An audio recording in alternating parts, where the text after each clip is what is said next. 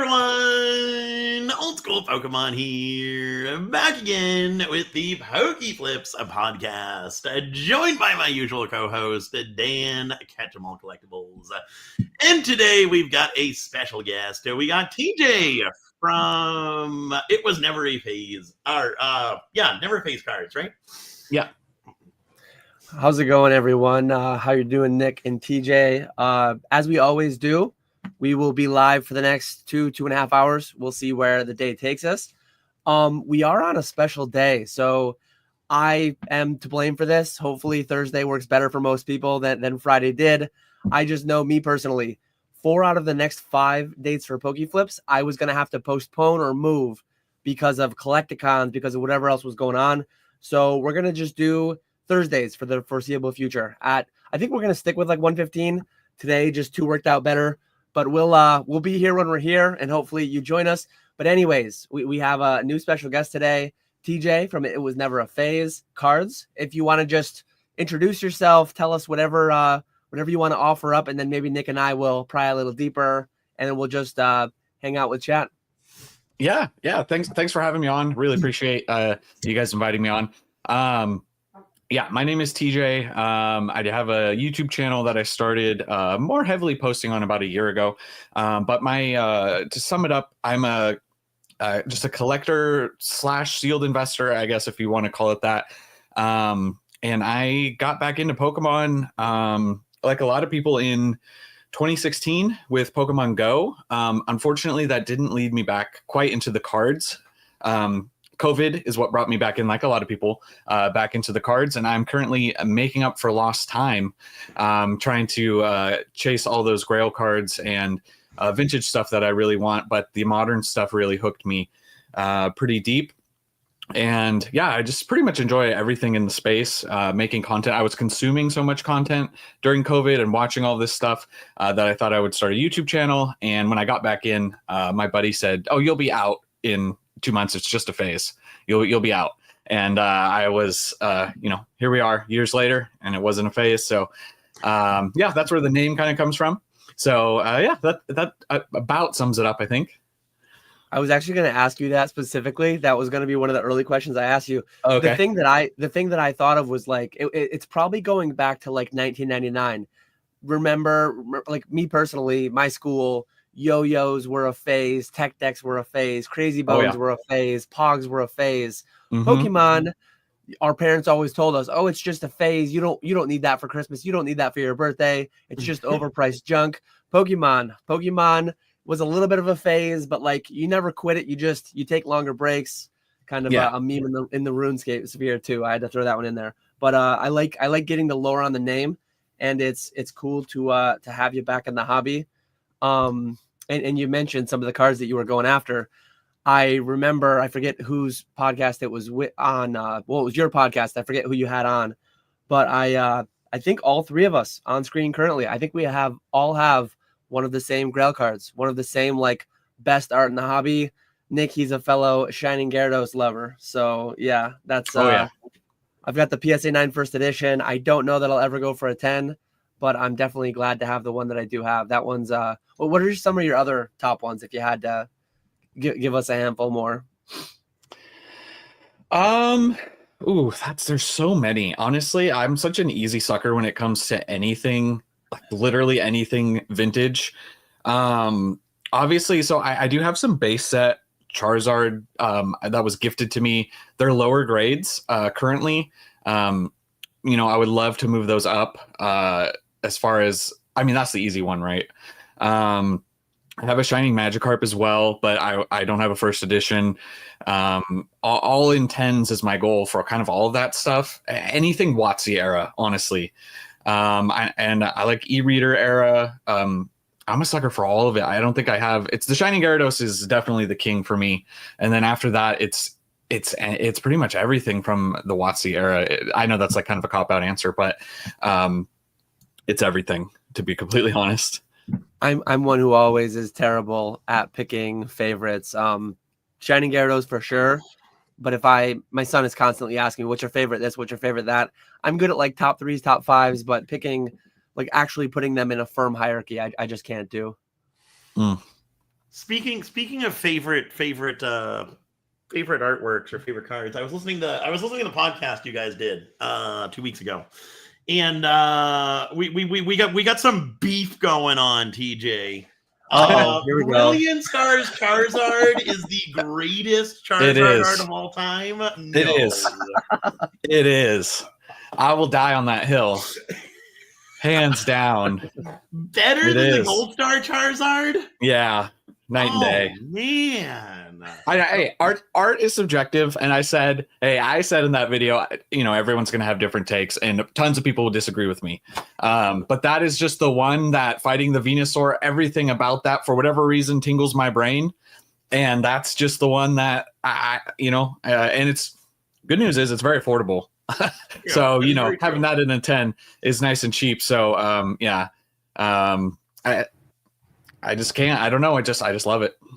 It would be a lot more boring market if we all thought like the same exact card was like Shining Gyarados first edition PSA 10 would be $100,000 or $1 million if every single person thought the same exact thing and had it as a favorite, right? It's nice that we have different preferences. But as always, feel free to leave your questions in the chat. I will star those as we go, and I will take them. Krabby's card says, "Wait, I thought Dan quit Pokemon to mow his grass." I got a ways behind, and I'm caught up now. But I probably have to mow it again today. I had to mow it twice in one day to just get through. Like I had to mow it, sweep it, and then mow it again because it was just so long and crazy. Because we had like 3 weeks of straight rain to start our mowing season, so I couldn't touch it. It was nuts. Julia said her favorite is the art book Charizard promo. That I'm familiar with the one she's talking about. I can't remember the number. I think it's an XY promo. That's another good one. That's a solid one. Yeah. The beard cast. But yeah, what I guess TJ, do you want to talk a little bit more? So you're not full-time Pokemon. I know you and I talked a little bit after our live stream a couple weeks ago, whenever that was. Yes.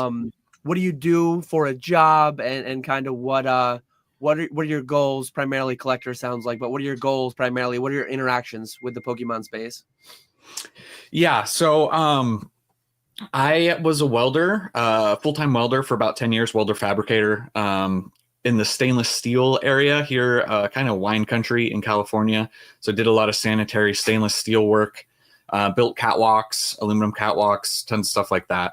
And actually, I'm still very passionate about welding and fabricating. It's something that I do enjoy. Might be a little definitely off topic here for some people, but and I'm into off-roading as well. So I do build stuff for my Jeep and stuff like that in my spare time. But I transitioned away from that into an off-roaded related thing. I started a business in 2020. Essentially for inflating and deflating all 4 tires on your vehicle at the same time to like the same pressure. And I started that in 2020. And then it was like a year and a half ago, I went full time with that. So I quit my welding job and I sell those online essentially. And I have a YouTube channel that does off-roading stuff. I haven't been doing it as much of lately. It's not as big as the Pokemon channel actually, but that's what I do full time. And yeah, it pays the bills. My wife works from home as well, so it's nice. We have a lot more time, flexibility of our schedule. So we definitely work, but I feel a little bit more like semi-retired as I can hop on last notice and just make time for this whenever I need to, stuff like that. Which is actually before. It was so hard to post content when I was working because I was working and then I was running a business when I came home. And so I was working, like 80 hours a week when that was at full peak, and then trying to do videos on top of that just wasn't feasible. So now that I have a flexible schedule, I can actually post daily videos, which has been really nice. And then I would like to, potentially, if it aligned, I would like to do more stuff in the Pokemon space and potentially take that more full time. It's not that I don't enjoy my current business, but it is a lot of just boxing up product, shipping it out. That's kind of most of what it is day to day, which is fine. I'm my own boss, so I'm not complaining by any means, but I'm definitely becoming more passionate about the Pokemon side of things. So I don't necessarily know where that would take me if it was to go full time. But I do enjoy, grading, flipping. I do enjoy card shows. Although, and we talked about this a little bit behind the scenes, but I do think it's worth mentioning on a stream. I should probably mention it more because it does help people. And I have heard people say that they appreciate this. Is I do suffer from, I wouldn't call it severe, but kind of bad social anxiety. So going to a card show is very difficult for me. A lot of the times even doing this is difficult for me. My stomach physically gets in knots and I get really nervous, and it's held me back a lot in life in general. Even at my old job welding, I was like, if I would try to not have to talk to customers if I didn't have to, kind of thing, even though I needed to. So that's super random, but that's something that I've been working towards. And this is another exercise. It's just, sorry if it's a little bit off topic, but an exercise towards getting better with my social anxiety. So hopefully in the future, I can do more card shows and not just be have it be so hard for me, kind of thing. So I don't exactly know what avenues to expand upon, but I just know I'm passionate. I want to be able to rip more packs. I want to be able to do more stuff in the space in general. So that's a long answer to your question. No, I like it. I like the long rants and rambles. I know we talked off the live, but my dad has a big background in welding and fabrication, and so we talked on that a little bit. Cool little overlap in some of our backgrounds growing up, helping my dad working. I did a lot of the same kind of stuff, so it's cool to hear that. And as far as I definitely wouldn't call myself an extrovert, though my wife has always pushed back on that. She thinks I guess I'm a fair bit more of an extrovert than her. But having the YouTube channel, like right now, talking to 30-something people, I've been in some live streams talking to 100+ people at a time. Like, it's crazy. It's crazy to think about, and it's good to. I think I'm not excellent at it still by any stretch, but I think I'm a lot more comfortable in settings, talking in front of dozens of people, even in digitally and in person. Mr. Walrus. Actually, on that note, highlighting an awkward comment. We can always count on Mr. Walrus to have those. Krabby's Cards has a really funny one that I that interaction towards the beginning of our live stream. We had a question. We had a question on there that TJ misread it as he took it as what's wrong with the hobby, and the question was actually, is Dan what's wrong with the hobby? It was so funny. And again, I was not upset by it. I think it's interesting to debate and talk with people. Yeah. We actually had a little bit of a back and forth between the us and the individual, and it's if you don't see eye to eye with somebody at the end of a conversation, if two people can civilly have a discussion and then understanding the other side more, maybe you still don't agree, but I think more of that has to happen in today's world. That's kind of an aside and my own little rant and ramble there a little bit, but yeah, always interesting to hash these out on a live stream. Wally's always on one, and yes, it's not the quite weekend. It's a weekend. Thursday, Walrus. Close enough. Have you got Walrus working tomorrow? He'll do packing. And then we got the big anniversary stream on Saturday, so it'll be a busy one. But getting back to having the anxiety going to card shows. I don't know if you remember how you were, Dan, but the first Pokemon event that I went to, and really the first time that I met people outside of talking with them through I don't even know back then. I don't know if I was on. I assume I was on Instagram, but outside of E4 and possibly Instagram or email was Worlds 2019 in Washington D.C. And that was my first event, and I drove down to that event, and I remember the whole drive down, I was so nervous because I didn't know who I was going to talk to. I didn't know what I was going to do, whether people would want to hang out with me or whatever. And I was so nervous that whole drive down. But then once I actually got there and started meeting people, even people I didn't really interact with much, just having that like common factor of Pokemon and being able to start conversations that way, it was such a big help. And once I got there and started talking with people, hanging out, it was such a good time. Everyone is so friendly and so nice. So I would 100% recommend to people to try and make it out to an event, because they are an absolute blast. Yeah, it's always worth. Oh, go ahead. Oh, I was just gonna say it's always worth it. Like I always do that thing. Most of my anxiety is like before, right? And same thing. Like once I'm in it, it is easier. But like going to LA Collecticon, like you said, I want to cancel and turn around about 20-30 times on the way there and go, this isn't worth it. What are you doing? You know. So yeah, but once you commit, it does it eases off in the moment. So I would agree. Yep. Yeah, 2018 Worlds was my first event, and I had friends in the space. I knew, like, for years I had talked online, and it's kind of like Discords, Instagrams, forums, whatever your choice. It's a lot easier. It's a lot lower barrier, right? To just type some messages on your keyboard, on your phone, whatever. But that starts to form the relationships, and then this is like the next level, right? This is digitally putting yourself out there. It's like a good way to ramp yourself up to that first in-person thing. But I remember I went to Nashville. I went to Nashville Worlds in 2018. I had quite a young child. My son was only a month or two old, so I didn't want to leave very long. But I told my wife, like, I really want to go meet people. I don't know where the next Worlds is going to be. I don't know when my next chance to go to an event will be. Back then, there weren't all these conventions every weekend. But I flew down. I think I flew in at like 9 a.m. I didn't get a hotel. I traveled very lightly with just a light backpack, and I flew out red eye the next morning at like 5 in the morning, 6 in the morning.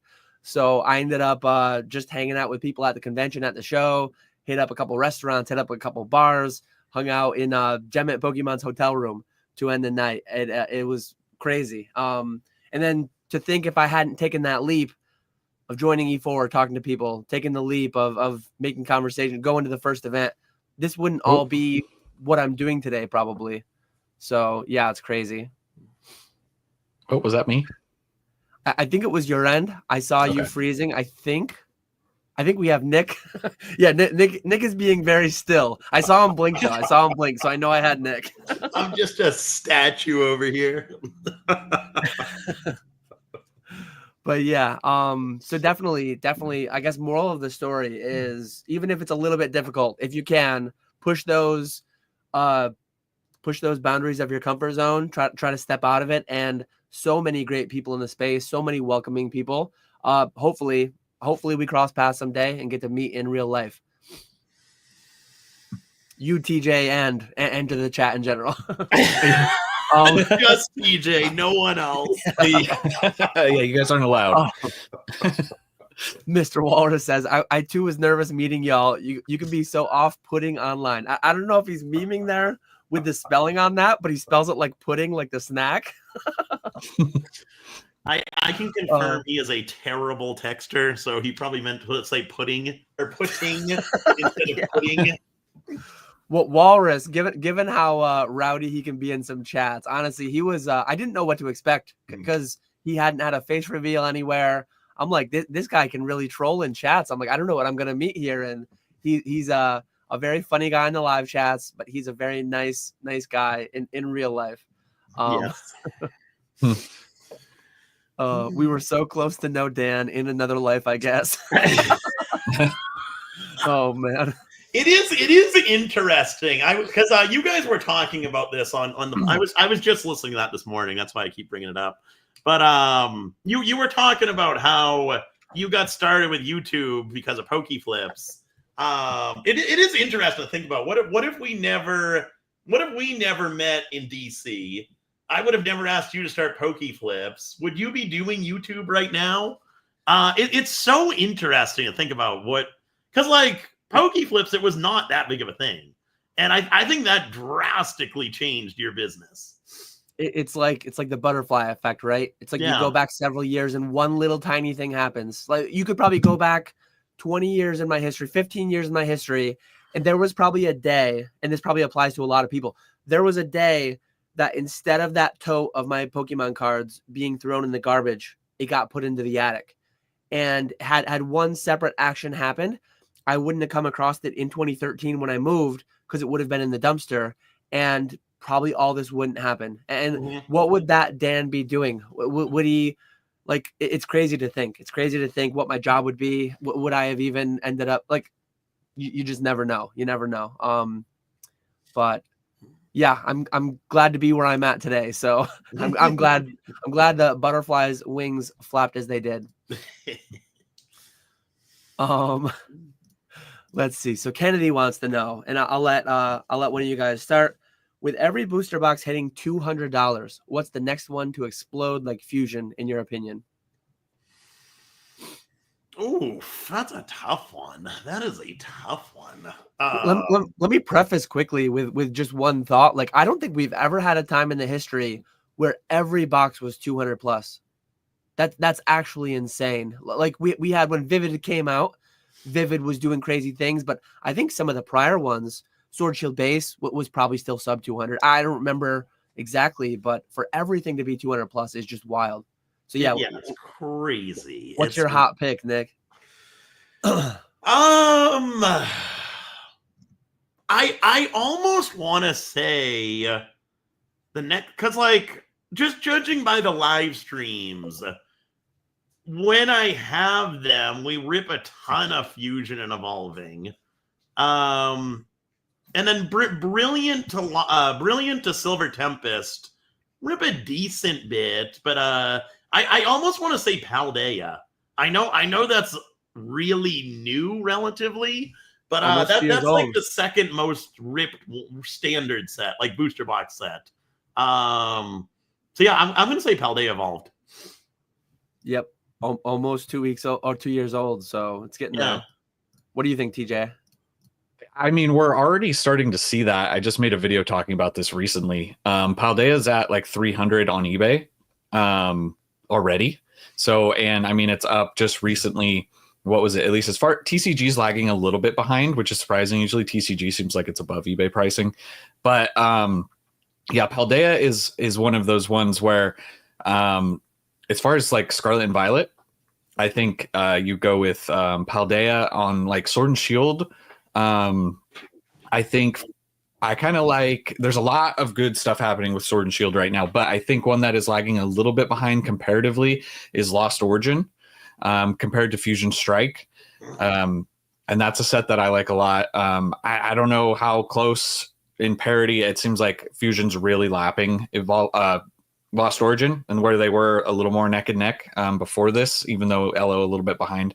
I still think Lost Origin is going to move more. Obviously, they're all moving up right now, but LO and then the Paldea one is interesting just to track as well, because we're in uncharted Scarlet and Violet territory now with the first one organically at 300 a box. Like we've had Destin was selling at 300 right for a pre-release pricing and stuff for a minute, but this is the first one to crack 300. So you play that comparison game of looking at Sword and Shield where it's at, and it's all the way up here, and then you go, okay, well, Scarlet and Violet might need to come up now comparatively. So, and I think that's probably one of the prime candidates. It's not really the sleeper pick, but yeah, Paldea and LO. Yeah, I echo the same thing. Before you guys answered, I promise I'm not just copying your work, but Paldea Evolved, I've got some data to throw at you too. I think this is as of like a week ago or a week and a half ago, maybe. We've sold 74,000 packs this year on Fanatics Live. Number one set, Prismatic Evolutions, just over 10,000 packs of Prismatic we've done this year. Paldea Evolved is the second one. So over 8,000 packs. There was just an event that Fanatics put on. They did like a bounty on the Magikarp. They did it. Anyone who pulled the Magikarp got a $250 credit. And then someone in the chat got it too. So we sold like a couple thousand of those. That made it leapfrog over 151 in Crown Zenith. But yeah, so it used to be fourth before that event. And then after last weekend's event, it's now second for what we sold in the year. Then it's got it's coming up on 2 years, I believe, late this month or next month. I forget if it was May or June 2023, but sometime in there. It could definitely get reprinted. but I just feel like there's so much speculative money flowing around right now. There's also a lot of genuine consumer demand with the live stream rip and ships and just general people chasing the cards, chasing the graded cards. So yeah, not financial advice, but it would not surprise me to see Paldea be one of the ones to it's already in the process of doing it, as TJ said, but like continue to do that.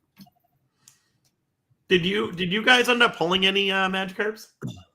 Yeah, so they gave 5 bounties site-wide, and PK claimed 2 and Punga claimed 1. So we claimed 3 of the 5 on the platform. Nice. Anytime they do one of those bounty things, PK makes it like he makes it like personal. He's like, I'm going to take down all those bounties myself. He's a man on a mission. Is PK the Tom Brady of pack ripping? I mean, he's still in his rookie year. He's only 6-7 months in, but I think he's I think he's having a better rookie year than Tom Brady had. So who knows? Who knows how it will end up? Will he end up with 7, 8, 9, 10 rings? We'll see. Yeah.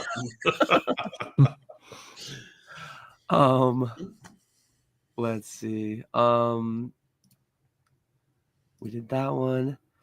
The experience share. This is the viewer who's been since January on the Crown Zenith train. When Crown Zenith was $5 a pack, I don't know if you know the lore, TJ, but when Crown Zenith was $5 a pack, the experience share came in and asked what I thought about Crown Zenith in January of 2026.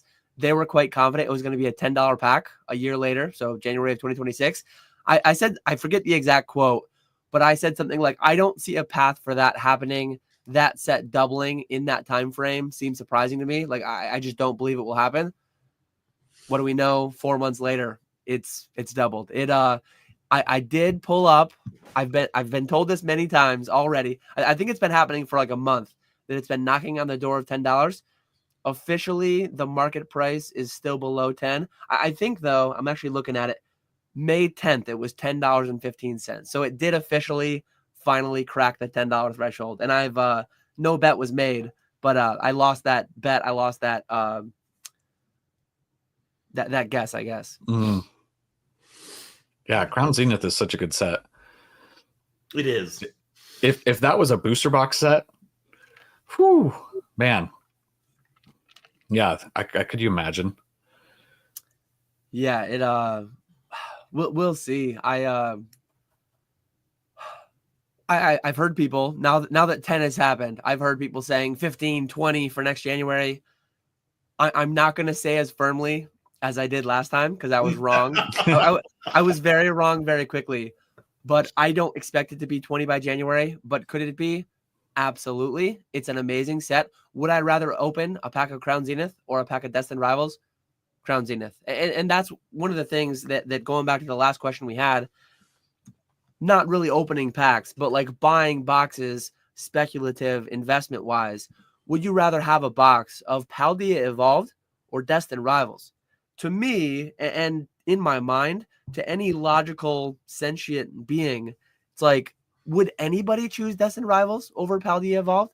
That's kind of the question I ask myself, like as an investor, not as a collector, not as a consumer. Would anyone choose Destined over Paldea Evolved? But like the realist in me knows that some people are.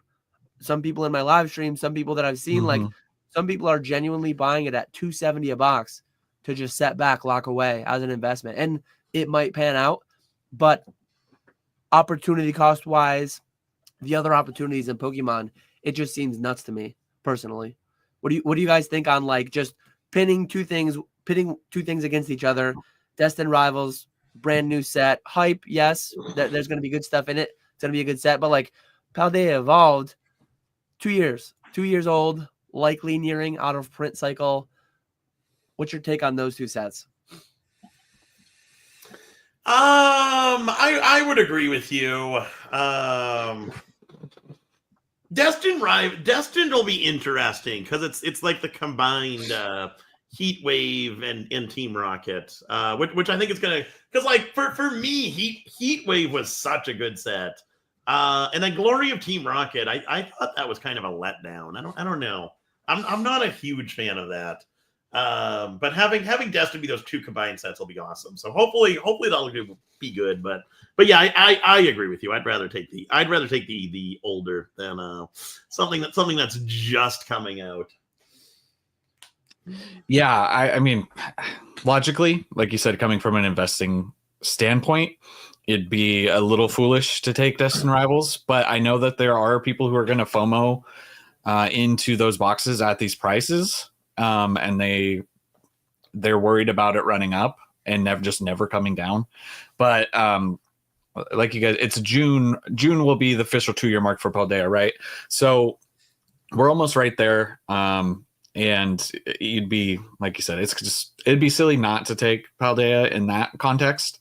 So I fully agree. Paldea is a nice set. I do like Destined as a set overall better, just the collecting side of me. There's more that it offers, albeit I do like the Magikarp a lot from Paldea Evolved, and it's a strong set. But I'm one who, while I think probably most people would say Team Rocket was a letdown, because I think our expectations were up here, right? So I feel like for everyone, it's to a certain extent a letdown, but I still like the Team Rocket side. And when you pair that with the Heat Wave, I'm very, very excited for Destin, but I'm just waiting for prices to come down, and hopefully they reprint it heavily and the market cools off a little. I would love for that to happen, but yeah, Paldea is the logical choice. And one quick thing for No Relax: are Poke Business questions fair game or only Pokemon market questions? Everything is fair game. Feel free to ask whatever you want to. Generally Pokemon themed, but yeah, we sometimes get down different rabbit holes, way in the weeds of whatever kind of crazy topics. So feel free to ask whatever you want to ask. No Relax, and we will get to them.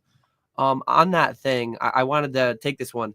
Dio's cards. Destined Rivals will hit 1,000 before Paldea Evolved. Boom.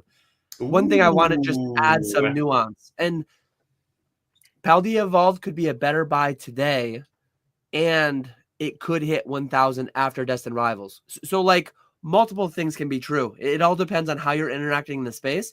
It all depends on your opportunity cost, all your cash flow, like all these different things. So here's a hypothetical that I think is actually very plausible. So you could have Paldea Evolved. Say they're both 270, 280. They're both in that vicinity somewhere, right? You could have Paldea Evolved be 500 in a couple years and then be kind of stagnant for a couple years. So maybe it takes 5, 10 plus years to get to 1,000. Destined Rivals, I could be wrong here. I'm not going to die on this hill, but I believe, like every other set that has preceded it, aside from Prismatic and Journey, which I think will follow the same trend, I think it will be widely available under MSRP. So in the short term, maybe in the 6 month to 2 year time frame, your Paldea goes up 20, 50% or something. And in that same time frame, I could see Destined Rivals going down 50%. But then in this theoretical world, it could happen. 2 years from now, Destined Rivals $150 under MSRP. It goes out of print. And then over the next 5, 10 years, however many years, it becomes $1,000 box, while Paldea Evolved is 600, 700, whatever. Obviously, a very made up scenario, just throwing in all kinds of numbers there. But if your time frame is like, if you're going to set it in a closet and forget about it for 20 years, which I think a lot of people fool themselves into thinking they will do that, and then they go on YouTube every week and they go into live streams every week, keeping up with like all the prices. And this is me too. I'm talking to past Dan. There's so many boxes that I set back, so many cases that I set back, intending to be 2, 3, 5, 10-year holds, that I sold after 6 months, that I sold after a year, because I was highly engaged and I saw the prices go to a number that I thought they wouldn't go to for years. So, yeah, honestly, I might agree with you. If your strategy is to put it in a closet for 15 years and never take it out once, maybe Destined wins. But over the 2 to 3 year time frame specifically, I think Paldea Evolved wins hefty. I would agree with that. So there's always layers and layers of nuance there, dependent on time frames, dependent on many things. Yeah. Appreciate you, Java coming in, gifting 5 PokeFlips memberships. Shout out to Java too. Big shout out to Java. Yep, he is in Wake Forest, right? Yeah. So if you are in the Wake Forest, North Carolina area, I think it's an hour-ish from Charlotte. I Googled it at one point. I can't remember, but I think it's an hour-ish from Charlotte. If you're around there on June 1st, I believe, Sunday, June 1st, I think he's formally announced it 10 a.m. to 6 p.m. or 10 a.m. to 8 p.m. or whatever it is. But June 1st, Java's Cards and Collectibles will be open. A new LGS, a new card store. Not an LGS, not just a Pokemon card store, right? Mm-hmm. Pokemon card store in the Wake Forest area. So yeah, appreciate you, Java. Good luck with that venture. We'll have to we've had Java on before, but we'll have to have post Pokemon store Java on at some point. I'm jealous. I'm jealous. I hope you do well. I'm sure you will, Java. Seems like everyone is opening up a card shop nowadays. It's wild. I'm gonna be the last one to open up a card store. Because we've got Java opening one. We've got Collectibles Tags just opened one. A local person here in Chicago that I know who does a bunch of conventions. They're opening one. Seems like everyone's opening one right now. I'll get there. I'll get there one day. So hot right now. It's the only way to get in and get all those tendies through distro, right? Yeah. Do you know how that works exactly? And maybe Java can let us know in chat. Does it need to be an actual LGS with a play component to get Pokemon allocations from distro? Or if you have a brick and mortar that just sells Pokemon cards, are you now in the door? I don't even know the answer to that. I have no idea. I would imagine it would help more if you were like in a Play Store versus just a physical store. I have no idea though. And yeah, Java, do you have applications out there with Mad Al and GTS and Southern and Alliance and like there's so many of them. I think the strat would be, and even if each one would give you a case for the next set, like that's starting somewhere, right? Just open up 12 accounts if that's like the auto way in the door. I don't think that's Java's play specifically, but if there weren't people making that play, it would not be that surprising. Because the amount of value that's being, I don't think this is going to last forever, but the amount of value that was just delivered to your door with your Journey, Prismatic, and Destined Rivals allocations, if you just auto sold it at market, like it's crazy. Java says waiting to get stocked before sending anything off. Need photos of a full looking shop. Okay, that makes sense. Don't plan on this anytime soon. The experience share. We're very far apart, and I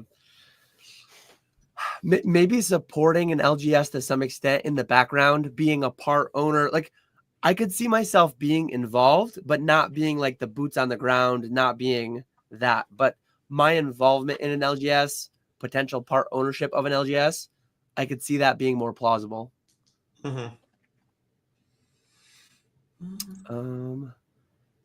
You just need a brick and mortar, no play component required. Being a Play Store helps with allocations, but not required. Okay, makes sense. And I think that unlocks you for the 2 week prior, getting the pre-release, and so there's benefits, but not a hard requirement.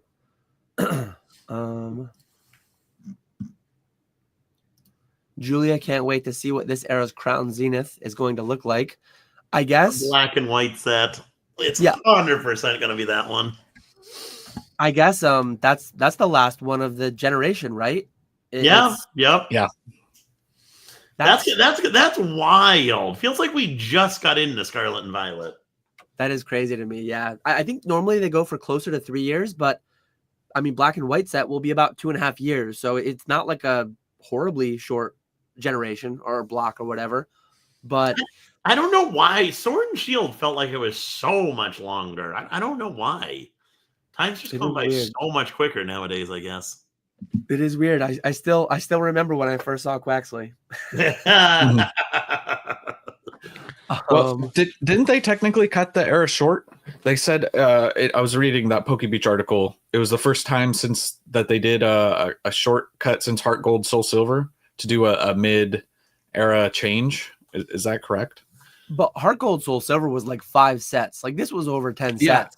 This was No, I know, but with the switch to the mega sets that are coming out, ending Scarlet and Violet and then going into the megas, I thought I was reading an article that was saying it's the first time since Heart Gold Soul Silver that they've done that. I'll see if I can find the article. It's on Poke Beach. Yeah, I don't. It seems crazy. Seems crazy that, but it's also only it's only 2 sets shy of being the full length of Sword and Shield. Yeah. So it's short, but it's not like really short. I don't know. Mm-hmm. And I've seen some speculation. I forget if it was probably somewhere on Instagram or Discord, or maybe it was a screenshot of a Reddit thread. I don't know. There's so much online content these days. But are they going to jack up MSRP on us again? They just did it with Scarlet and Violet. Are they pivoting to a new era, new block, new whatever, so that they can just juice up that MSRP another 5 or 10%? That'll be interesting to see. Yeah, that seems like that would be coming too quick. But I can't see it. I can't see it. It wouldn't be that shocking to me. It would get a lot of YouTube clicks, and there'd be a lot of titles, and there'd be a lot of like thoughts and feelings and opinions about it. But like my opinion, and it's not even much my opinion, it's just market fact right now. The demand outpaces their ability to supply at the current market price, or at the current market demand. And it wouldn't be unreasonable to me for them to increase the price. Like, I understand why they don't. I understand why they're not themselves selling Destined at 250 or 300. But it's like, if they don't do it, people are going to bot their site like mad, and then someone else is making the money. If I had to choose between someone running a bot program making the extra profit and Pokemon making the extra profit, I'd rather Pokemon just make it to ensure that they are here for longer down the line, right? But I understand why they don't just, hey, we're going to charge 300 now. Now we're going to charge 200. Now we're going to charge, like, you'd have a hard time flying it around all the time. But it wouldn't be the most surprising thing to happen if that MSRP increase happened. But I guess we'll see. How long, do you have any idea how long was MSRP 140? Do you know? I want to say when I got in to Pokemon, like, I want to say it was 144, whatever it was. I want to say it was like $3.99 a pack since 2014. I definitely could be wrong there, but I'm gonna actually pull up my email and see if I can see some very early invoices for like Roaring Skies and stuff, and see. I think a lot of times they'll show MSRP. Yeah. I don't know. I can't see them doing anything with the price again. I think it's way too soon. And then what happens when things do calm down? So SRP, for whatever reason, they dropped the M in this, but here's an invoice going back to 2015. Oh God. So get this. I bought a Flash Fire booster box for $79.50 on an MSRP of $143.64. Let me. I can't share the whole thing because it has my name and address and all that, but I will save this and I will pop this up on my OBS so that people can see what I bought back then. Let me just double check. There's nothing else. But yeah, I think I'm good to go. Oh boy. Make sure. Shout out to Retrospecs. He doxed himself and had to take down one of his lives, and then he never brought it back. It's like, just blur it, bring it back. What did he do? I don't know if he did he go into it, or did he said something happened in the next live, but he never said what happened. He went into his TCG player while he was live, and it ended up showing his name and address somewhere, I guess. No. But yeah, look at this. So I bought a Legendary Treasures booster box for $79.50. Wow. I bought an XY Flash Fire Furious Fist, Primal Clash, Phantom Forces, Double Crisis. I was buying packs of those. And MSRP was $143.64. So MSRP was $143.64, and $79.50 is what I was paying on those. That's so crazy. Wow. I've ranted on this before, but I don't know how or why people delete emails in this day and age. Like, my email inbox has hundreds of thousands of emails. I've never run out of space, And being able to go blast from the past, things like this, I'm glad I've never been an email deleter. I don't know why you don't. Why? I don't get it. This How is why. often do you go back and look at that? I just did Have it. you I just did it ever live on pulled that YouTube. email up? I've actually, like, out of curiosity, I've like, I'm trying to think of a recent example. Like my lawnmower. I got to play into the memes, the whole lawn mowing thing earlier. It's been years since I last bought blades for it, because last time I bought them, I bought a couple sets, and it's like I could go and I could find the manual and I could do this and I could look up the model number. I didn't do any of that. I typed in Massey mower blades into my email, and I found the exact Simplicity part number, and I popped that back into eBay, and boom, boom, boom. I knew exactly what I paid, the date that I paid it. It's like, hey, how long did those blades last me? Well, 2 sets of blades last me 8 years or whatever it was. Like it just, you don't know when it will come in handy, but like it literally costs you nothing to not delete them, and it could never hurt you. Well, and I guess depending on what you do, and I don't have anything to hide in my emails, I guess. Maybe certain people could be hurt by certain things in their emails, but I could not. I don't fall into that bucket, so I save them. But yeah, that kind of blast from the past is so wild to see. I think people, let me use this to pivot into a rant that I've been doing a lot lately. People really have no context for like these statements that they're making. Oh, things won't be widely available ever again under MSRP, and boxes will never go under, some people saying 120, 130, some people saying 100, 110, like whatever the arbitrary number is. Like, and I understand the world is different than it was 10 years ago in 2015. It is actually almost exactly 10 years old. This was April 23rd, 2015. So just over 10 years. I know a lot of things have changed, and the way that I conduct business in Pokemon has changed a ton. But we will go back. We will go back to cheaper boxes to some extent. I promise Prismatic to Destined Rivals is not the new normal. Maybe things will change. Maybe the new normal will be somewhere in between. But I promise double MSRP will not be the new normal. I did have one comment I wanted to grab too from Walrus. Where'd it go?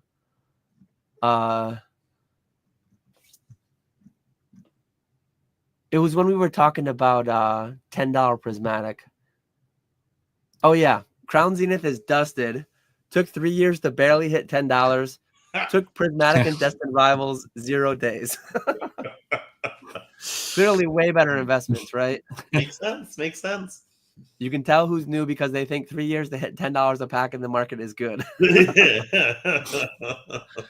Oh.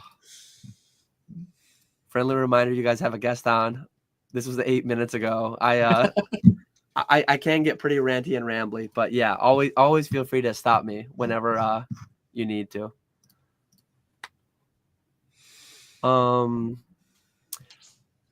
What do you guys think about TCG Player? I know, do you sell on it at all, TJ, or do you buy from it substantially? I don't sell on TCG Player. I will buy on there from time to time, depending. It depends what it is. Sealed product, a little bit more safe, I feel, if you're depending on the prices and whatever you're targeting. But as far as like singles go, not really, just because of condition varying and all of that stuff. You don't have photos. I tend to be a scourer of photos.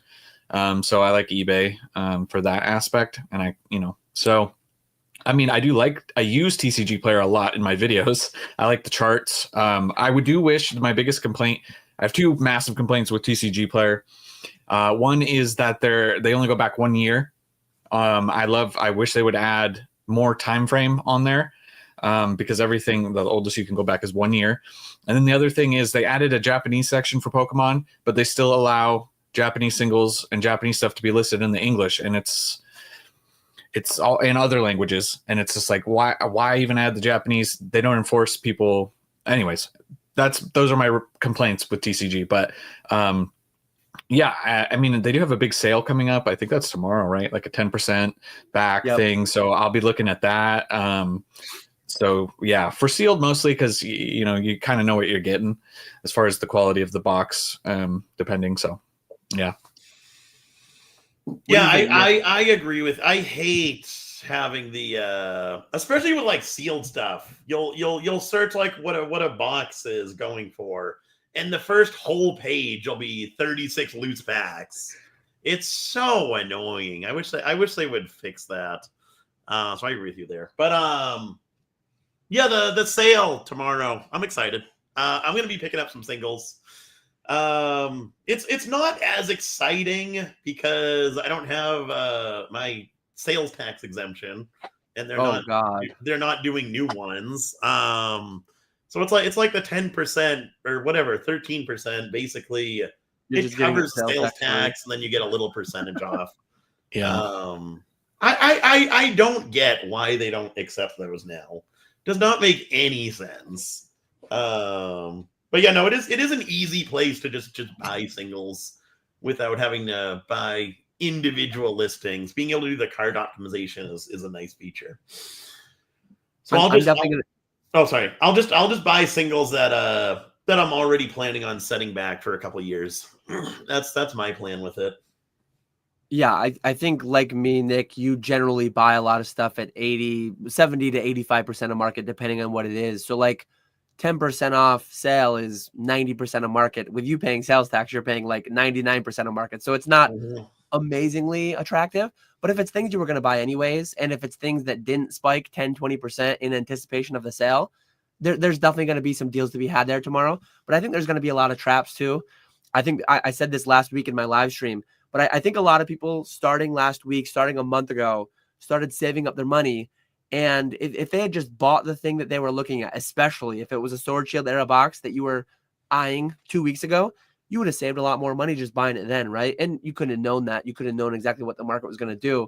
But man, you guys covered the looking up an ETB, and it's the sleeves. Looking up an ETB, and it's the dice and the dividers, and looking up the box, and it's Japanese loose packs. Or it's like the best thing about TCG Player from a seller side, well, and from a buyer side, is that there's one catalog listing for each unique SKU, and that they allow people to like bypass that they allow people to force 36 loose packs into a booster box listing. What are we doing, TCG Player? And the experience share, back when we were talking about Crown Zenith, he said there was one individual seller who was apparently selling 50 set Crown Zenith packs with $10 shipping. So Crown Zenith market price was like 10.10, and then it went down solely because one guy sold like 50 packs for 50 cents each with $10 shipping each. So it's like so stupid. What are they doing? How do they allow? And Evolving Skies box, it'll be Evolving Skies boxes 1,500 or 2,000 or whatever it is today. There'll be tons of 36 pack lots selling for 800, 900 that just drag it down and clean it up. Like it would take. It feels like you could just program some logic in there that would disallow all that immediately. But even if you had to manually scrub some of that stuff, it's like you could just have one guy in an hour go through and just start banning those sellers, temporarily ban those sellers, send them a message saying if you do that again, you're full banned. Like you would get rid of it in a couple of weeks. It's a pretty simple thing. I don't know. The other thing I can't stand is and it seems to be happening more and more lately, is the pack listings that say minimum purchase, whatever, 5-10 packs. I saw that. I saw that popping up more. That too. It's not ideal. It's not optimal, but it's nowhere near as bad as just the blatant. So some of that's probably manipulation. Some of it's probably price manipulation intentionally. Some of it, at best, it's search manipulation. You're wasting buyers' times because you're putting less desirable items in more desirable item slots. So at best, it's search manipulation, which is annoying and should be against the platform terms. And then at worst, it's intentional price manipulation to say like, hey, let me sell. And I don't know if someone was actually doing this, but I could see it happening. Someone sells a 1,000 of an item, a bunch cheaper, doesn't actually complete the sale. They do a bait and switch with some other item, and then they get the market price to come down, and then they buy at a percentage of that market price. Like that's where they just open up the possibility for like all this crappy stuff to happen. Real quick, And- sorry, I just want to jump in just for 1 second. We got 77 people in here. Can we get some likes on the video, please? We got 17 likes and 77 viewers. Can we get some likes going? There we go. I for like the it. for the Appreciate you. podcast. Like, come on, guys. Sorry, Let's go ahead. bump those numbers up. And that's a good time to say too, while you're down there around the description, clicking that like button, I did post TJ's information. I posted a direct link to his YouTube, and I posted a link to his Linktree, which has a bunch of other stuff. So definitely go check out TJ on all his various websites and platforms and socials. So appreciate you. We got to pump all the numbers up everywhere. Yeah. And I was waiting. I wasn't looking at live chat as I was saying it, but I'm like, Mr. Walrus is gonna say that listing was me. I promise that was not me, not trying to lose my bet. I will graciously lose my bet, and I will admit defeat. And I am not trying to manipulate. I promise. and then just one final thing on TCG Player. 2 years since eBay bought them, I maybe more. No standard envelope. Like, I'm sure a lot of those 1-pack sellers on TCG Player would be more prone to selling 1 pack instead of doing the 5-pack, 10-pack minimum if they could actually ship it for like $1 instead of having to ship it for $4. Like, it's then don't be selling single packs. It's weird though. It's weird because a lot of packs are $4 or $5, and it's like, it's hard to justify shipping one for an 80-cent stamp or whatever, and it's untracked, and you're probably just going to get scammed on it. They're going to say they never got it. Whereas if you do 5+, 10+, then you can throw it in a bubble mail or put tracking on it, and you're good to go. If they added standard envelope, they would cover that a little bit, right? You'd maybe be able to ship an $8, $9, $10 pack one off because it only costs you $1 to ship it. But anyways.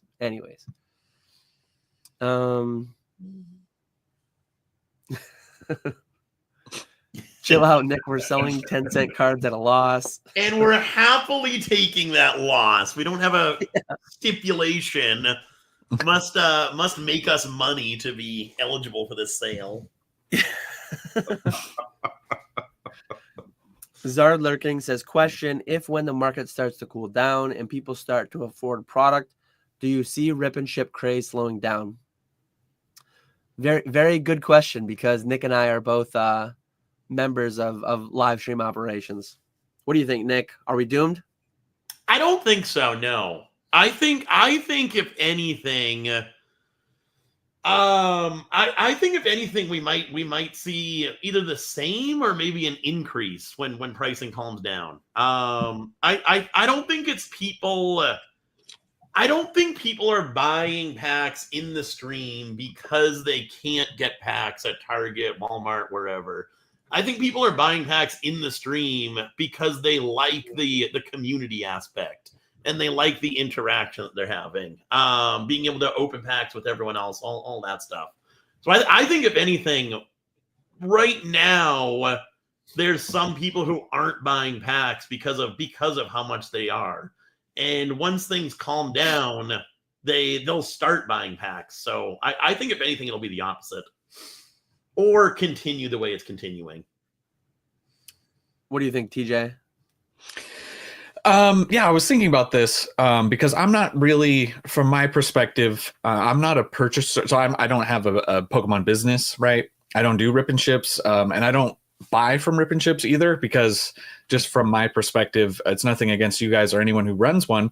It's just, if I want to open the packs. If I'm going to buy packs, I want to open them, and I'm not going to, have them open on a stream. I get why people do it, but I would think that would cool down to a certain extent. I'm not saying I wouldn't think it would like dry up and things are going to get horrible, but I would think you would see some sort of small decrease if they were readily available at like Target and Walmart. Like I said, I don't know how much that would be, but to a small certain extent, I would assume. But once again, I'm not really your target audience for rip and ship stuff, because I'm going to open my own packs personally. So yeah. So I don't know. I don't know how much that would play a factor, or if you just sell more, people could afford more packs, because it is cool. I do understand being like, there's that like gambling addiction of you wanting to have your pull that chase card in front of a ton of people watching. Like if you don't have, a channel or social media of your own,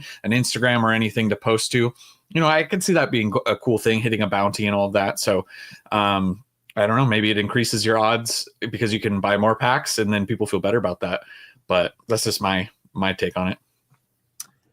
Yeah, I could see it. I could see it definitely coming. I could see it. I could see at some point in the next several months to a couple of years, I truly believe we're going to return to some MSRP. And I'm not saying it has to by any means, but I think tied with it, there might be what's the word I'm looking for? There might be like, we might have overshot at some point. We might overshoot the amount of rip and shippers there needs to be. There might be like too many out there, too much competition in that space. And when the margins calm, when the margins go down, I think a lot of people will just naturally leave. And I think there will still be like a possible business there. I truly believe, and I could be wrong, but many of my takes the past 11 years, counting Crown Zenith not doubling in a year when it doubled in 4 months, I truly believe I'll make less on my live stream operation next year than I do this year. I think the market will calm a bunch. I think the absurd premiums being made on Prismatic and Journey and Destined, I just think next year it's going to be generally, and it's the 30th, and I know all the reasons why it won't be, why it shouldn't be, why it can't be, but I just think it will generally calm, but that doesn't mean it won't still be really good business. So my answer is kind of like, I see it calming down some, but done the right way by the right people with the right access, the right like entertainment, the right community, all that stuff, it can still be like a really, not even just like, oh, you can kind of make money and barely stay afloat. I think it could be a solid business model into the long-term future, which is part of why like I got into it. I didn't think of that too, because you're definitely right. You are going to have people who right now we're just buying packs at Walmart, Target, wherever, and then streaming, selling the packs. Once things calm down, those people are going to be gone. So you're going to have less streamers opening packs. But I think it could be the opposite. Those people are still going to want to open packs, but there's going to be one less streamer, so they're going to have to go into another stream. So it could increase your business. I think that's more so a thing with Whatnot. So I know eBay and then Fanatics. It's more so like businesses that are sellers. It's not like just random people. But yeah, it'll be interesting. It will be interesting. I cannot wait. I know you're the same. You're probably the same way. But I cannot wait to be able to just get a steady supply of stuff through distribution and not have to pay these absurd prices or trying to source packs off regular people. I hate it. It's so annoying. It is. It's most of what I do. Like most of what I do is facilitating the purchasing of 5,000 packs a week to keep that beast fed, to keep the live stream operation fed. And it's a lot more tedious than going on and clicking a couple buttons and saying I want 12 cases of this. And looking back at my invoice from 2015, I bought one box of Legendary Treasures, of XY, of Flashfire, of Furious Fist. I promise you, I could have bought probably 4 cases, 8, 10, 12 cases of each. And instead of paying $79.50 a box, I probably could have paid $76 a box or $75 a box. And getting back to somewhere like that, it will be interesting. Will we ever get back to that truly where you can go back? Like I remember when I got my first distro, they had, so Phantom Forces was the newest set. They had Heart Gold, Soul Silver, Triumphant. I don't know how old. I guess I could pull it up quick. So Phantom Forces was 2014 and Heart Gold, Soul Silver, Triumphant was 2010. So they had 4-year-old product available. And it wasn't the boxes. It wasn't everything. It was just like sleeve boosters or blister packs or whatever.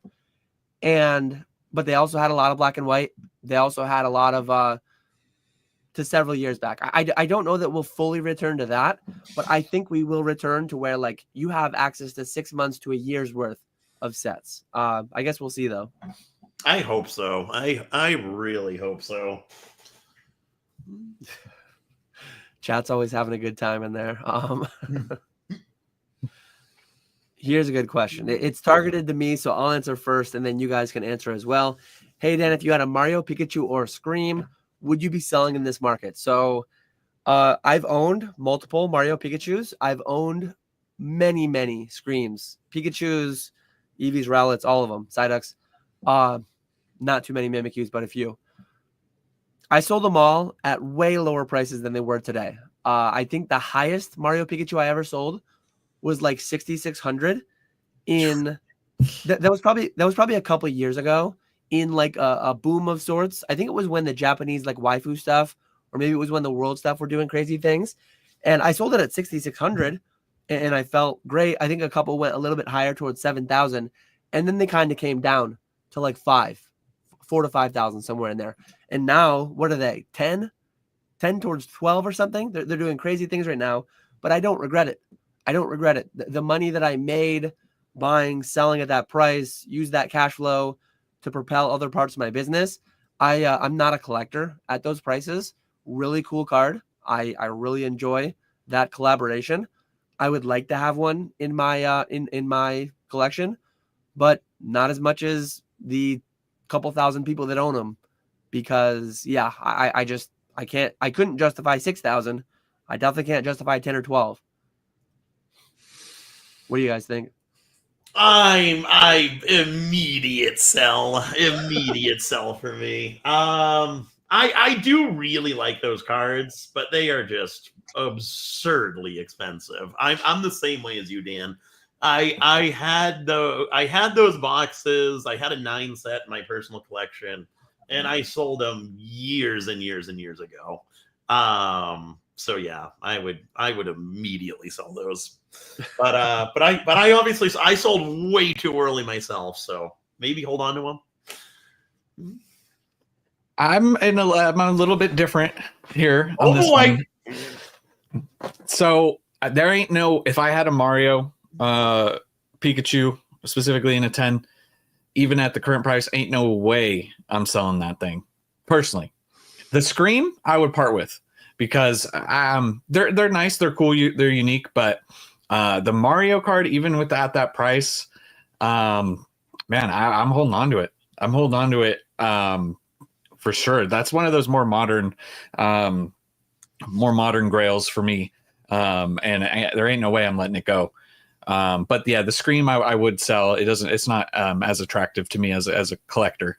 So I definitely have those deep collector roots, and I would love to, and albeit things would be different maybe if I actually owned those cards, right? It's easier for me to say now I don't have them, right?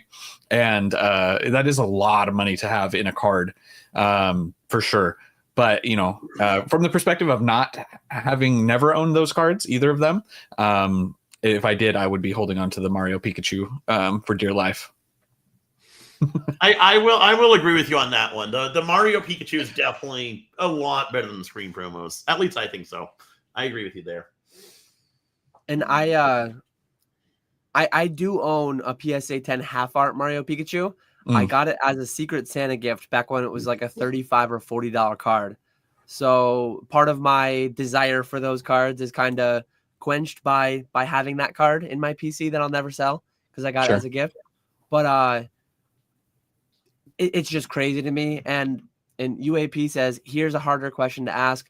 Why would they go down? Supply and demand. I mean, I Pikachu, it's Mario, two of the best, most desirable, most recognizable IPs ever. Like I understand it. I understand all the bull cases, all the pros, but like there's a lot of them. There's already thousands of PSA 10s. I'm sure there's many thousands of those boxes still sealed in existence. It could go up. But do you really see? And to be fair, if you would ask me 5 years ago, 10 years ago, well, 8 years ago, 9 years ago when they came out, if you would ask me, Dan, do you see this $50 full art Mario Pikachu being a $10,000 card someday? I would have been no way in hell. Yeah. But honestly, do you see that $10,000 card being a $100,000 card someday? No. I would last time if you would ask me 8 years ago, I would have said no way in hell. Today I'm gonna say no way in hell. In 8 years, someone clip this, someone timestamp it. In 8 years, that might be $100,000 card, but I don't think so. And I honestly, don't know. I think yeah, it's a lot tougher to go from 10 to 100,000 than it is. And there are boxes that I'm buying today for 100. Well, theoretically, I'm getting allocated them, and but the point that I'm trying to make, there are certain things that I'm buying today that I think have a much higher chance of 10xing in the same 8, 10, 20, whatever time frame you want to use. I just opportunity cost wise, I like a lot of things a lot more. So that's my whole point. Like if we're but if we're part speculator hat, part collector hat, I can understand people wanting that. But my big thing is, like, depending on when you got in the hobby, if not 2 years ago at 5K or whatever it was, why today at 10? Why does everyone have to realize suddenly together when the prices start laddering up? Like, people just need to FOMO in after it goes up 50%. It's like, what are we doing? Oh, well, it's going to double again next week, so I better. And then sometimes it doubles next week and sometimes it doesn't. Yeah, well, just to go back to it for real quick, I did pull up the pop report. It's at 1,800 in a PSA 10 for the Mario Pikachu. So there's really not that many PSA 10 copies. That's actually a lot lower than I thought. Out there. So, I mean, from that perspective, I think that changes it a little bit more because there's not that many. I mean, you look at how many Moonbryons, what did we crack? 15,000 Moonbryons in a 10, or is it at 16,000 now? Obviously much different price points, but you know, you were just talking about also same, it's different but same in a way, is what I forgot what boxes you were talking about from 2015 that you were getting for $79, the specific box. But I mean, you know, then you thought never would you have ever guessed, right? Even with Evolving Skies, people were saying at 200 it's too expensive, at 300 it's too expensive, sell, at 400, at 500, at 600, at like these price points up. I think specifically like the Mario Pikachu is one that's kind of an exception of an extremely unique card, and low, I would say that's low pop. So considering how many new collectors are coming into and how many like bigger spenders are in that can just buy that, you know, pretty willy-nilly. I could definitely see like how many of those 1,800 are not for sale. Like I didn't check how many are listed on eBay right now, but you know what I mean? So I think the Mario Pikachu, there's a little bit more of an argument. Now the gray felt hat Pikachu is a different story, obviously. That's one that I don't really like that much either. But the Mario Pikachu, I could definitely see going up. I don't know to what extent, but I could see that rising in the future. Yeah, I could see it going up. It just always comes down to like that amount of money. If I had to buy something for 10K, it beats a lot of different things, but it also loses to like it's somewhere in the middle of the pack. Maybe I'd rather put 10K into sealed product that I get from my distro, or like your Grail card, right? And maybe that's above 10K now. I don't know where that's sitting at currently. But like I'd rather have a PSA 10 Shining First Edition Gyarados. Yeah, no, for sure. It's not, when I'm saying that specifically also about the Mario Pikachu, or for example, the Shining Gyarados, if I'm buying that card for that price, 10K plus whatever the price is, it's not as an investment. It's in my PC. I'm holding on to that card. It's going with me until I pass away, and I'll give it to whoever, right? Or whatever happens, right? So it's under the, I'm not, if you're talking what can double, what can triple, I'm not necessarily saying that. I'm just saying as a collector, it's definitely going to just continue to go up if I had the money to spend. But I see what you're saying from an investment standpoint. It's a little different. Yeah, and even like everyone's capital is limited. Even back when I was much more of a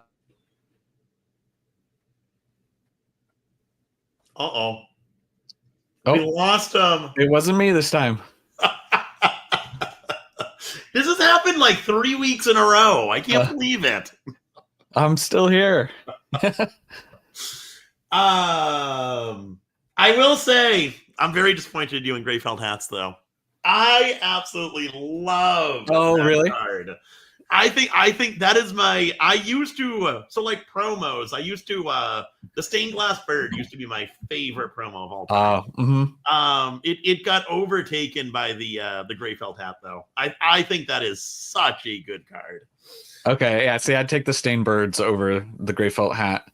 At the current price point, obviously, it's not that I don't like it, but if it was cheap, then it's just I couldn't justify that money for that art personally. Mm-hmm. I'm You're back. Yeah. I just swapped my battery. Oh, wait, your battery? You run on batteries? As if I'm a robot is the meme, is the joke. Yeah. Yeah, so we were talking about Mario. I don't know how you guys finished that one off, but I like the card a lot, but it's also a lot of money to me. And as a collector, there's just a lot of other things that I would rather have at that price than that card. And will it go up? I could see it going up, but some people are saying like kind of dangerous things, I think. Like, oh, the pop is relatively low compared to this much crazier higher pop. Yes, but that doesn't mean it has to go up. That doesn't mean it can't go down. Who would ever sell at a loss? I promise you, like, I don't know the numbers, but 1,800 PSA 10s exist. How many have been transacted above $5,000? 100 of them? 150? 200 of them? Maybe? Maybe not. How many have been transacted above 10,000? 1 or 2? Like, literally 1,790 owners of the cards could sell the card for $7,000 and not be losing money. So sometimes when a card goes to a new high, people say, well, no one would ever sell for a loss, which one is fundamentally wrong. And then two, they're not thinking through the logic of it. Like when $1,000 EVs happened, when EVs went up to $1,000, PSA 10 first edition jungle EVs, there were thousands of them. And most of them were acquired for sub $50. So there were tons of people that could have sold at 500 on the way down, at 400 on the way down, where supposedly like it lost 60%, but they still 8x their money. So Mario Pikachu could fall to 5K again.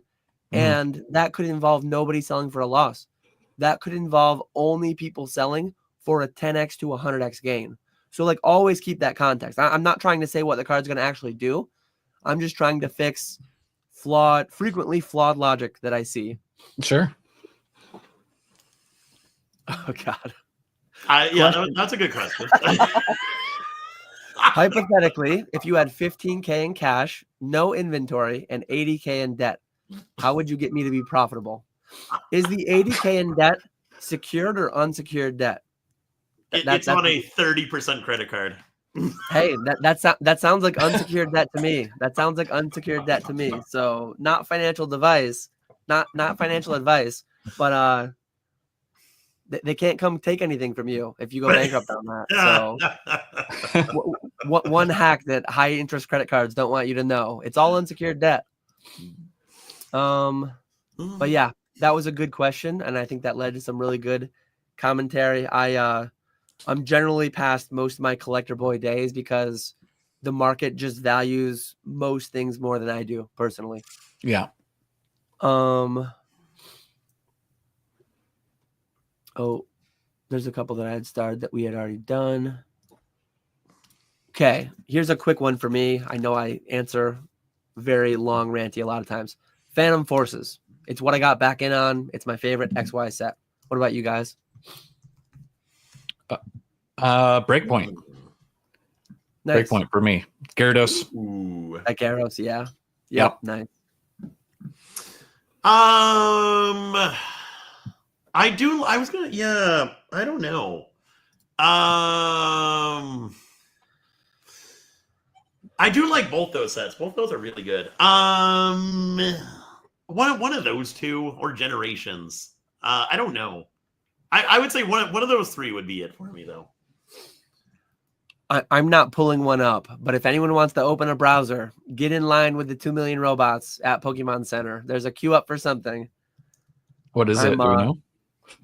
That's what I was just gonna say. Like it's funny how people just like will queue up. Obviously, if you're in a live stream, if you're just hanging out, it doesn't take you any time to do it. But I'm not gonna queue up personally. I don't really buy from Pokemon Center, but there might be some tendies to be had over there right now. Super premium collection. Looks like potentially. Oh, okay. That makes sense. It comes out tomorrow, right? Yeah. Actually, I have it right in front of me, but look at the playmat from that bad boy. Ooh, I like that. Yeah, That's it's a nice. It is a nice playmat. Mine just came in today. I only opened one, but I had a pretty dinged up outer box on one, so I opened that case. my play with that, Nick. What we can talk about this since I'm sure you got some allocation of them too. What is your strategy for the prismatic SPC? Mine is I'm gonna break down some, but not many. I'm just gonna sell. I'm just gonna sell into the market at 95% of market immediately, pretty much for almost all of it. 95%. Why are you going lower? I mean, well, I might sell them privately. Maybe I'll list them on eBay or somewhere, but I'll probably try to just sell them privately for like 95% of market. My original thing was break them down and sell the components, but I don't know if it's going to be worth it to break them down anymore. I don't know. I originally thought the EV promo was going to come out very expensive, but I don't know if it's going to be worth it. So I think now I'm going to sell them all sealed, and I'll just I'm going to do some giveaways with some tomorrow and Saturday, and then auction them on the lives. And UAP says, if no reprint of that super premium collection, it's taking off. I want to touch on this because, like, it's $250. A lot of optimism is already baked into the price. And, like, if you started your statement with if, one thing that I know is I don't remember what I paid for these. Nick, what do we pay for these? 55, 60. Holy crap. That's all we're paying? I think MSRP is like 80, isn't it? I don't think it's one of the 120 ones. Maybe it is. It was 89. Was it 89? It's either 89 or 79.99 is MSRP. One of the two. I'm trying to find my latest invoice. I got it right here. There's my surging sparks. 56.50. Oh, I got scalped. I paid 60. What the heck? my distro's scalping me for 60. This is my good distributor. It's not the one that we use together. Oh, okay. You probably paid 62 there or something. Yeah, so. from that one, yeah. I feel better now. Damn, but scalpers. UAP says they're 100 from distro. They're 60 here. Yeah, to me it's like if then maybe absolutely. Like me personally, I would rather just take my triple up, take my quadruple up, whatever it is, and have the liquid capital to move into other things. Maybe one or two cases get set back, but we weren't live when we talked about this, were we? I hate these products. Like I like them in a lot of ways, but like there's the Celebrations UPC. This one's an SPC. It's a different size. It's a different shape. It's a different, like 15 packs instead of 16. Why do they change everything so much? Like Collector Boy Dan used to collect one of every sealed box, one of every ETB, one of every this, one of every that. It's too much. And on that note, 800 plus cards for the master set in black and white. I just can't do it. I can't do it with any of this Pokemon stuff anymore. And I know that's crazy for a Pokemon business owner to say in like the middle of a boom. I should be all rocking emojis and like, you gotta catch them all collectibles. I personally, I'm tapping out. I tapped out years ago. I can't keep up with the market's prices. I can't keep up with the crazy amounts of products they're constantly releasing, and 800 plus card sets. It's nuts. That's gonna be wild. I'm excited for that. I can't wait to open that set. It's so nuts. It's great for people who love a chase, right? There's definitely pros to it. I think it's good. Like obviously they're crushing in every way. I just can't. I can't keep up. I wish they would have done that with well, obviously a little biased, but I wish they would have done that with 151. Make every Yes. card and illustration rare.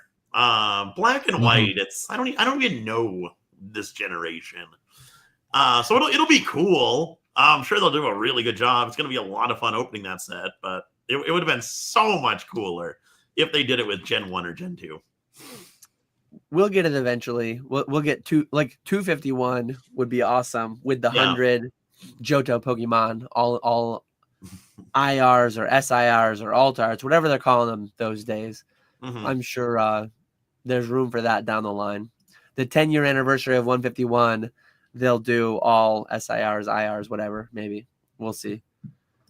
Quick update as far as the Pokemon Center queue goes. It looks like they implemented some sort of new bot detecting feature, and I'm not able to get through the security, and it looks like a lot of people aren't able to even get through the network security check. So I don't know how many people are getting in, but And it looks like the it's not bots are, helping. as always, the bots are dancing right through. Probably. It's so I don't crazy. know. Did you guys hear anything on what was it, the black and white PC TVs? Do you guys know were there a lot of bots able to get those successfully? Because those were up on the Pokemon Center for a very long time. Yeah, it was like 5+ hours. Yeah. So yeah. I'm hoping they've finally done something to get rid of the bots, or at least calm them down a bit. I definitely saw some posts that looked like bots were getting through, but it wasn't as many. I think they were limiting it. So it's a step in the right direction. Although this now, with what's happening currently, I don't know. I don't know how many. This could be the opposite, because now normal people aren't getting through at all. So I don't know. Walrus said his bot farm has only gotten 10 orders successful so far, so the scalpers are winning again. No, I did see with the black and white Pokemon Center ETBs, I saw some posts in Discord, Instagram, wherever, of like screenshots from some of those forbidden Discords with like bots with the automated checkout bots having issues supposedly. I'm not in any of those Discords. I don't personally know. Well, I might know people who are in them, but I don't know that they're in them, if that makes sense. I don't know anyone who's publicly sharing information that they're in them. I think sometimes bot gets used for two different things. And I'm going to do this to defend one of my streamers, because he got nervous before because Ponga uses monitors. So monitors are one kind of automated thing that, say, in Discord, like Rattle has a Discord where he has monitors. Hey guys, this got restocked on Walmart, on Amazon, on Pokemon Center. So Ponga uses stock monitors. Bots are like, it comes in stock. You feed it a credit card, you feed it an address, it buys 100 of something automatically. I don't actually know anyone who uses those. At least publicly. Like maybe I know someone who's doing it in the background, in the shadows, in the alleyways. But I just wanted to make clear like the distinction between the two, because I've definitely seen people talking about one and then others hearing it as the other, and names being used, and people just being like, oh crap, don't lump me in with those people. Yeah. Dan doing PR for a streamer probably at an all-time low. And to be honest, like I've talked about this before. I'm not using bots. I'm not morally against them though, honestly. Like some people might be really mad hearing that. I probably buy from people who run them. I buy thousands of packs of 151 sometimes. I buy thousands of packs of all different kinds of sets, and I don't know exactly how they're getting them. That's where I'd rather Pokemon just make the money. Like Pokemon sell direct to me. Right now, I'm paying $9 a pack to people who might be running bots, or maybe they're just using monitors. Maybe they're this, that. I'd rather just pay right to Pokemon. It's like, what are we doing here?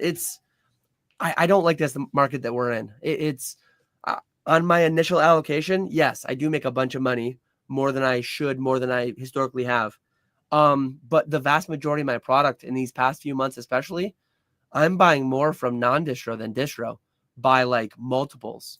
by a lot at this point, and it sucks. Mm-hmm. For sure. But yeah, there are some people just literally making hundreds of thousands, if not millions of dollars running these bots. It's crazy. And I guess people with large enough allocations, there are people just making hundreds of thousands of dollars on Destined Rivals launch, just literally taking what they historically have always bought, selling into the market at like triple MSRP. And what it fundamentally comes down to, in my opinion, is if the consumers out there weren't willing to pay it, the prices would go down. But people just keep falling over themselves, falling over each other to pay it. So the prices aren't going to go down if people continue paying these crazy prices. But yeah, BUY or BYE, I've chosen BYE for a lot of things in the past several years. And a lot of the things that I've not bought have continued to go up even higher. So where does the demand actually slow down? What is the price ceiling on a lot of these things? I don't know. But an MSRP increase for the next generation, I hope it happens. People won't like hearing that. I hope it happens. I think it will start to help a little bit more. It will start to resolve the situation sooner. What do you guys think on that point? You guys want to join me on the evil side, hoping Pokemon makes more money? I don't know. Because like you would agree that we're in a temporary thing. This isn't gonna last forever. So what happens when things go back to normal and you have whatever the new floor of booster box prices is, 100, 120, whatever that number is? Do they go back lower and lower the MSRP back down to 160, or do they just keep it the same? I think this is such a new problem that's only been around for this year. That I think an MSRP increase would be too drastic of a change, and it's not ready. They're not ready to do that. Now, if this continues for the next year or so, then maybe they'll think about that. But for right now, I think it's way too early. I have an easy answer, Nick, to push back, and then TJ can go. I was buying those things. I was buying Flashfire for $79.50. My standard account rate was $82.50 or $83.50. They gave me a lower price because the things were sitting there not selling. And I'm sure like people probably watched Brian Pokey. People probably watched a lot of other content creators. Paradox Rift, as recently as last year, as recently as like 7 or 8 months ago, Paradox Rift, a set that I paid $90 for at launch, was being offered to people in the low 80s, in the low mid 80s. So it's like if and when, like MSRP, manufacturer's suggested retail price. If you watch Rudy from Alpha Investments, he has a different acronym for it. But anyways, it's kind of arbitrary. Yes, Walmart, yes, Best Buy, yes, a lot of these stores generally run it, but Walmart can run sales too. Everyone and anyone can run sales.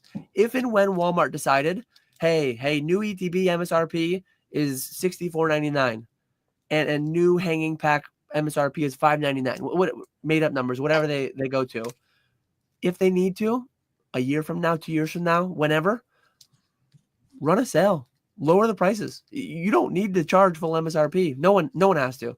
Pokemon Center always has historically, but like I'm gonna put myself in like the normal, the mainstream YouTube PokeTube space. Everything's guaranteed to go up forever, and it never goes down. And this is the new normal that we're in, and boxes will never go below 100. So why not raise MSRP? That's all my pushback on it. But I don't think distros wouldn't be happy having to do sales for every single set. Distro's charging me $100 on Destined Rivals. They can do it the one way, and historically they've done it the other way too. It's not. But they don't want to do it that way. If they have to, they'll do whatever. It's like to me, it's all arbitrary. It's all arbitrary. I've historically paid back in the day. I used to pay $86.50 for boxes. Then my account grew a little bit in 2015, 2016, 2017. I was paying like 85, 84, 83. Then I got closer to like 80 at times. It's all arbitrary. People today with Distro are paying anywhere between 85 and 105. And if and when MSRP goes up 10%, they can play with the numbers the same way they do now. It's all arbitrary. Yeah. And there's no right answer. Like, these are my thoughts. These are your thoughts. But that's my take. What do you think, TJ? Should Pokemon increase the MSRP? Real quick, sorry, I couldn't come back to it. I did get through the queue, and it is, I don't know if this is going to show up. It is unavailable for the super premium color, unavailable. It already got botted. There we go. Walrus must have got 10,000 of them. Yeah, I was not able to get through on desktop, but was on mobile. MSRP. Okay, so I'm coming at it obviously from a different perspective, and not having any distro access. So my initial thought is no, I don't want MSRP to go up. But like you said, it is a suggested thing. It's not followed. GameStop isn't following MSRP currently when they have product. I think I don't know if Walmart or Target is already above MSRP by a few bucks for stuff anyways. But I don't have any problem with the Pokemon company making more money, and it leads me to believe that it would fix our initial problem or help, right? The scalping and all of that stuff kind of start to get eliminated. And we're kind of seeing, this is something we're kind of seeing with a little bit, it's just happening now on the video game side. I mean, we've seen it before actually a long time ago, but now we're seeing with the Switch 2, we're seeing video game prices going up to $80 now, right? And some people speculating it was because of the tariffs or whatever, right? But as far as when it comes to something like that, I know it's different, but you have your Switch 2 games now, every company can charge $80 as the base price per video game. Because of whatever reason, the tariffs or whatever, stuff like that kind of tends to stick, and they don't go back from that, but at the same time, like you said, it doesn't mean that they can't run sales. So my initial reaction is to say, no, I don't want to see MSRP increase. However, depending on what amount of increase that you were having, and how quickly that was coming into play, I could see that being beneficial. But yeah, my initial take is no, because if things cool off, right, I don't want to see higher price, like too much higher prices overall. But that's just my take. Without any distro access, like I said, I'm here trying to get stuff on the Pokemon Center. I'm going to be going to Target after this just to see if I can score anything at a reasonable price. So that's my boat that I'm in. So a little different perspective, but I totally understand where you're coming from on your end. So hesitant to see it.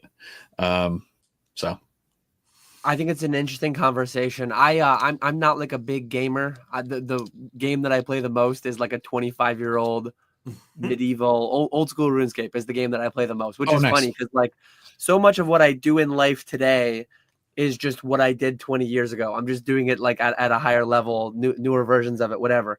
But on the video game thing, like back when I was younger, I didn't have a Super Nintendo when they came out. I didn't have a PS1 when they immediately came out. I didn't have a PS2, PS3, PS4 immediately when they came out. I've actually never had a PS4. PS3 was the last one I had. But just like in Pokemon, if and when something is too expensive, you don't have to buy it. And I know there's a lot of hype. Like I used to love Grand Theft Auto Vice City, and I used to love San Andreas, and I'm not going to buy GTA 6, but I see people. I didn't play 5. I haven't played, like I'm not going to be a consumer of that. And it's like evil part of me. I want to see him put a $120 price tag on it. I just want to see him put some big number on it. It's like they've spent how many billions of dollars making it for however many years. And it's like people go nuts over this stuff. And it's like, you don't have to pay it. No one's making you pay it. It's like the Switch 2 is this or that. And one flashback that I had to share. This is a Super Nintendo ad from the 90s. Yep. So everyone who says that once prices go one way, they never come back down. Yep. I promise you, games have been 80, games have been 90, yes. Games have been $100 in the past. If and when consumers vote with their wallets and don't pay it. If Grand Theft Auto 6 comes out and it's 120, people will cave and people will buy it and it will be reinforced. But if and when they don't, it will actually go down by necessity. So when Pokemon increased MSRP, some amount, I guarantee over the past 25 years, I guarantee raw materials are more expensive than they were 25 years ago. I guarantee a lot of stuff, logistics, shipping things all over the country, shipping things all over the world are more expensive than they used to be. But I guarantee you, if sales slumped hard enough with Scarlet and Violet era, they would have extensively paused further MSRP increases, and or they would have slashed prices hefty to keep sales flowing through. So it's like the price is a number, BUY or BYE, whether it's a video game, whether it's concert tickets to your favorite artist, whether it, like whatever it is, whether it's an IPA at your local bar, that bar is selling a beer for $12. Well, there's 50 people in there drinking it. Down the road, the one's $6 and no one's in that. It's like, it's all like BUY or BYE. That's my evil capitalist. I don't set the prices. I don't make the rules. I just play by them. That's my take on all that stuff. You not getting GTA 6 is shocking. I am so I haven't turned my PlayStation on in it's probably been about a year, and I am so excited for GTA 6. Why would I do that? So good. Yama just came out yesterday. I still need to go grind more Yama for the new armor, for the new gear in RuneScape. And Walrus says if Dan doesn't have to grind 10 hours to get a cape, he's just not going to play that game. If it was only 10 hours, Walrus, if it was only 10 hours, there is, maybe there are some capes that could be bought within 10 hours if you're doing the really expensive methods for skilling. But no, many parts of that game are significantly more than 10-hour grinds. I've never been a RuneScape player, but have you? I know that there's a new one that just came out. Have you looked into that? Just out of curiosity. So I heard it was kind of cool. It piqued my interest. I watched some RuneScape content on YouTube, and some of the creators that I follow in that space, they did a week worth of content on that. They played that, and I watched them play it. It looks cool. I'm sure I'd have fun. There's a lot of games out there that I'm sure I would have a good time playing. I just don't allocate enough time to really explore them. Maybe at some point in the future, I'll go back. Like, there's so many games that I would love to go back and play. I would actually love to go back and play all the Pokemon games that I never played. I would probably play them on a ROM. I would probably play them at 4x speed so that I'm not going through all the slow motions. But I just don't devote enough time to justify adding any new games right now. Yeah, I agree, though. Not playing GTA 6 is that's a wild one. I think you should make an exception for that, personally. As far as I understand, it doesn't even launch on PC, does it? No. And it got delayed till next year, right? So you got time to get a used console, to borrow somebody's console. People have multiple consoles at this point. You got to know somebody that can loan you, even if it's months after it came out. You've got to dip your toe in that GTA 6 water. It's crazy. I know I'll have some friends. I know I'll have some family members that'll be playing it, and like I'll probably like watch someone play it at some point. I enjoyed the games back in the day. I'm fine not being part of that cultural phenomenon, and it's not a money thing. I just and honestly, if you play a video game a lot, some video games like the cents per hour that I paid into my I bought Pokemon Yellow when it came out. I forget. I think it was $29.99 when it came out. I put hundreds of hours into that. So like I was paying like a few cents per hour that I played. As far as like a lot of things in life that you buy and you spend 10, 20 bucks, it's a one-time consumption thing. Like video games, if you are a gamer, video games are some of like the cheapest media, the cheapest, like highest reuse, like lowest hourly dollar per hour thing that you can possibly buy. It's actually insane. Like I used to snowboard in college. I play golf occasionally. If you do the dollars per hour for a lot of different hobbies, a lot of different activities, gaming is actually like ridiculously cheap in a lot of ways. Yeah, agreed.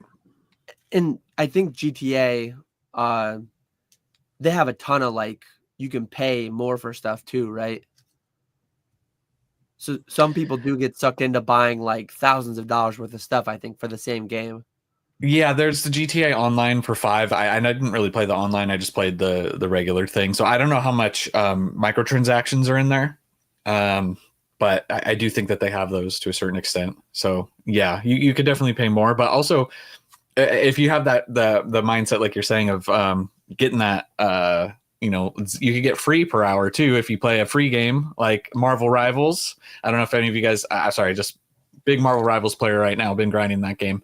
100% free to play. All the heroes are unlocked. Anyways, they make money off the cosmetics, but you can play that game for completely free. So there are free games that are good. Yeah, I had a stretch during Obviously. the pandemic where I played a decent amount of Fortnite. I know John was in here earlier. Radar. I used to drop in with Radar. I used to drop in with Charlie. Charlie collects. It's like you don't have to buy any of this stuff. It's like, oh man, the latest Pokemon set is $300. Yeah, I agree. That's a lot of money, and I don't value it that much. Enough people do that's like the supply demand equilibrium. That's where the price is settling now. But if you choose to not pay that, if I choose to not pay that, if a lot of people together choose to not pay that, the price will come down. That's not the same case with everything in life, but that definitely is the case with things like Pokemon cards, especially. Okay, so Dan is now promoted to CEO of Pokemon. What's the new MSRP starting tomorrow?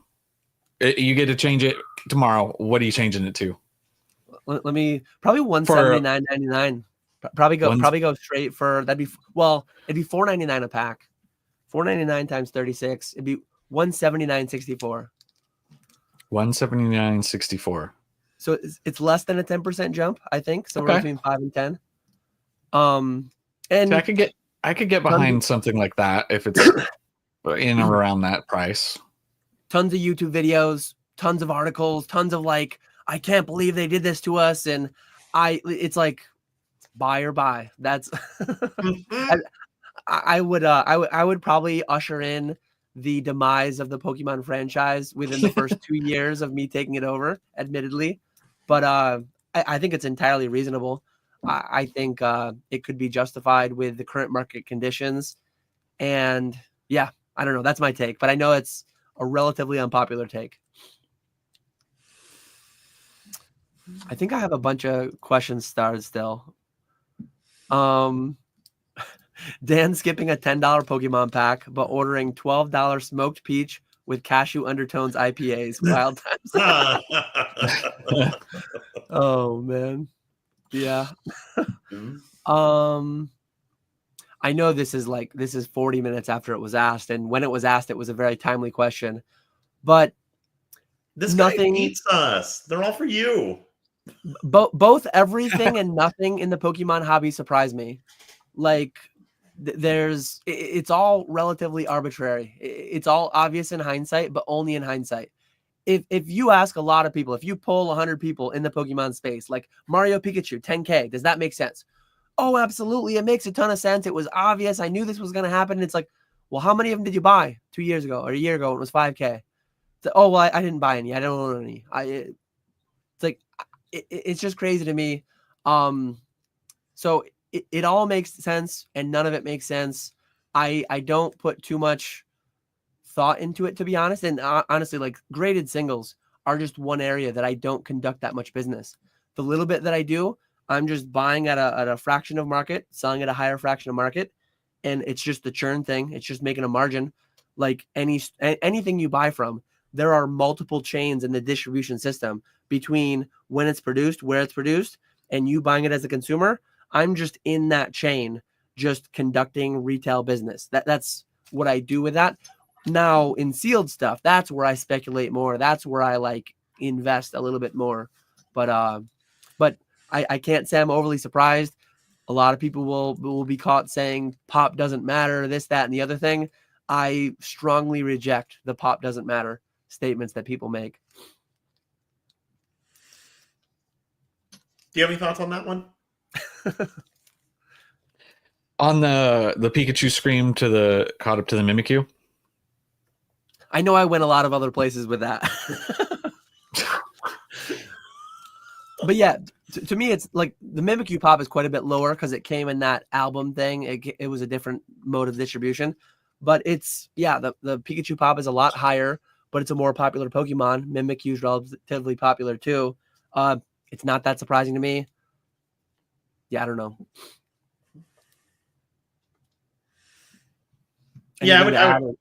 I would pretty much agree. I don't think it is surprising.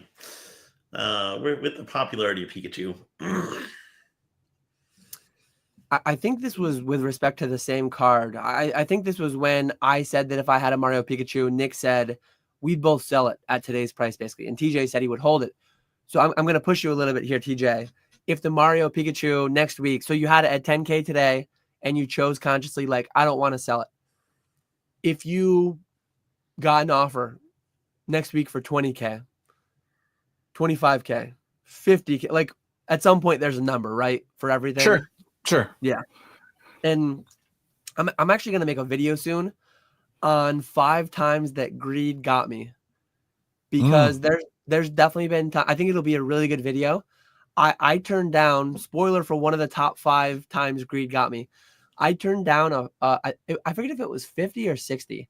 I turned down $50,000 or $60,000 on a PSA 9 graded base first Charizard in the original boom in 2020, 2021 sometime.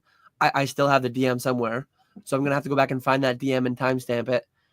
And I later sold it about 2 years later for $25,000. So greed cost me 2 years of all that cash flow. Like, not only did it go down 50+%, I also didn't have that capital to flip and arbitrage and invest into other things in that time frame. Yeah, no, I've been guilty of that too. A lot more on because I do dabble with sports cards as well, and that's one that obviously can fluctuate between how good they're playing, how deep they are in the playoffs, right? So I've definitely been burned on that, thinking, oh, you know, this team in that realm specifically, like this team's going to the championship or whatever, and then they get knocked out early, and I could have sold while it was up. So, but is there a card that I would answer that differently that I would sell? Like you said, I think it just depends on the price point, like you said, because I mean, the Mario Pikachu, yeah, if you offer me enough money, of course I'm going to sell it, right?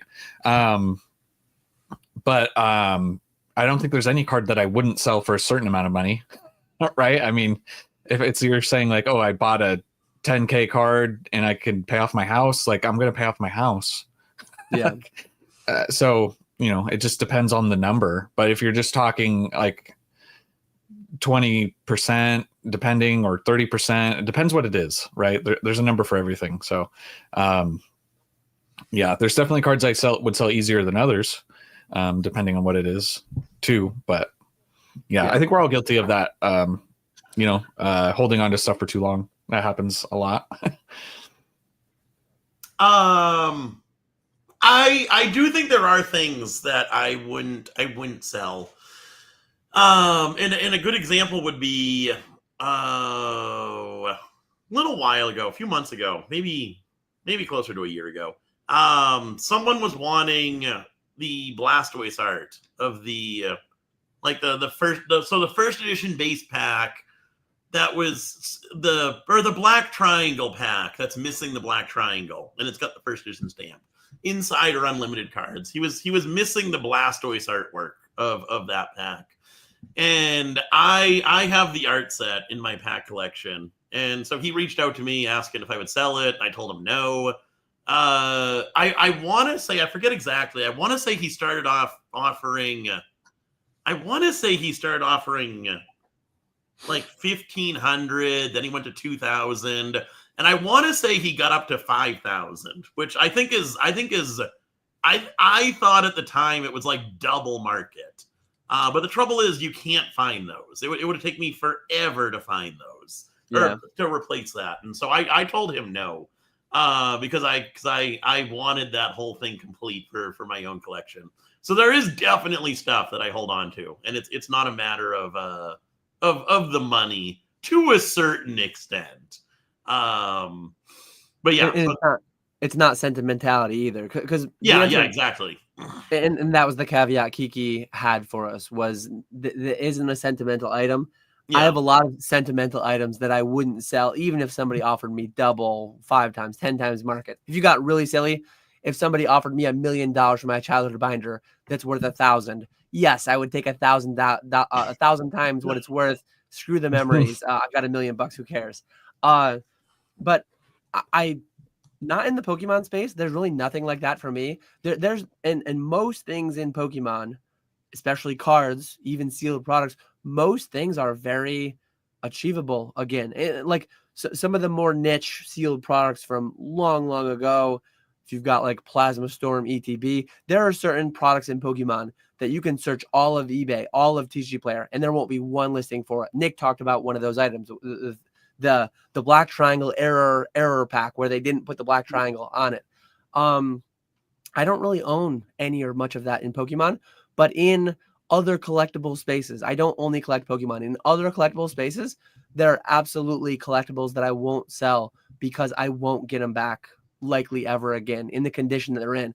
My creepy UC guy, he's in really good condition, and I looked for years. Like, there are certain things on my wish list that I collect in brewery related collectibles that I only see once every 5 or 10 years. I've only seen once that I've been like in that hobby, in that space. So I do own a handful of things outside of Pokemon. Generally speaking, selling at about market or last comp. So yeah, in Pokemon, there's nothing that doesn't check the sentimental box that hits that for me. I guess aside from my PSA 9 first edition Shining Gyarados, that's not sentimental at all. I just really like it, and I wouldn't sell it at last comp. I wouldn't sell it at I'd sell it at some stupid premium to market, but yeah. Hey, just like in Pokemon, I actually collect 12 packs of my favorite IPA. Problem is I can't ever keep them sealed. I always end up ripping through them every weekend. But I promise I'm not actually an alcoholic. I don't even drink that frequently. Once a month or so, probably. Let's see. We've got more questions coming through. Wait until all these people realize code cards are one of ones. Get ready for that. Boom. He's got a good point there. Good point. Everyone is unique. Dave Person, good luck with that collection. He says he's got the most comprehensive English collection of everybody. I don't know about the most comprehensive code card collection. Steven Kassoon, if you had just one option for Gray Felt Hat Pikachus, hold 5 years or sell now? Sell now. I sold them all. Video coming soon. You don't have the BGS anymore? Well, there's a little bit. There's 25 that are still out for grading, and there's like 2 BGS 10s that John's going to try to review. Man, it's about time we don't see that card every stream. Yeah. God. Hold on. Oh, I have a PSA 10 up there. You can only see the bottom of it. Oh, there we go. Well, he's asking you. He doesn't care about our opinions. you guys can answer too. What do you guys think? It's a hold. I've got my 25 sealed copies that are 9 set aside. I've got 10 PSA 10s that are set aside. And then I probably have 20 PSA 10s that are supposed to slowly list on eBay. And I haven't been listing them. I think I'm just going to hold them all. We were talking earlier, I absolutely love that card. I think that card is one of the best cards that we've seen in a very long time. And so yeah, I'm just going to hold them. I think that card is going to do very, very well. It's so high. The pop on that card is absolutely massive. Yet the pricing just keeps climbing. It's crazy. And as UAP said, why would it ever go down? That is true. Yeah. Gray Felt Hat for me, I'd move on from. I don't own any currently. I'm in the opposite spectrum of I respect it, but I don't like that really like that card at all. If I had any copies, I would be selling right now, or more recently in the recent boom of that card. But yeah, it's just not for me. You guys are really at odds. We got the First Charizard, Charizard, now Charizard, this. Yeah. and the hater, and then you guys are the opposite ends on Gray Felt Hat.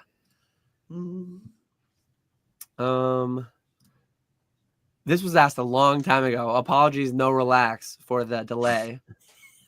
So he asked, or they asked originally, can they ask Pokemon business questions?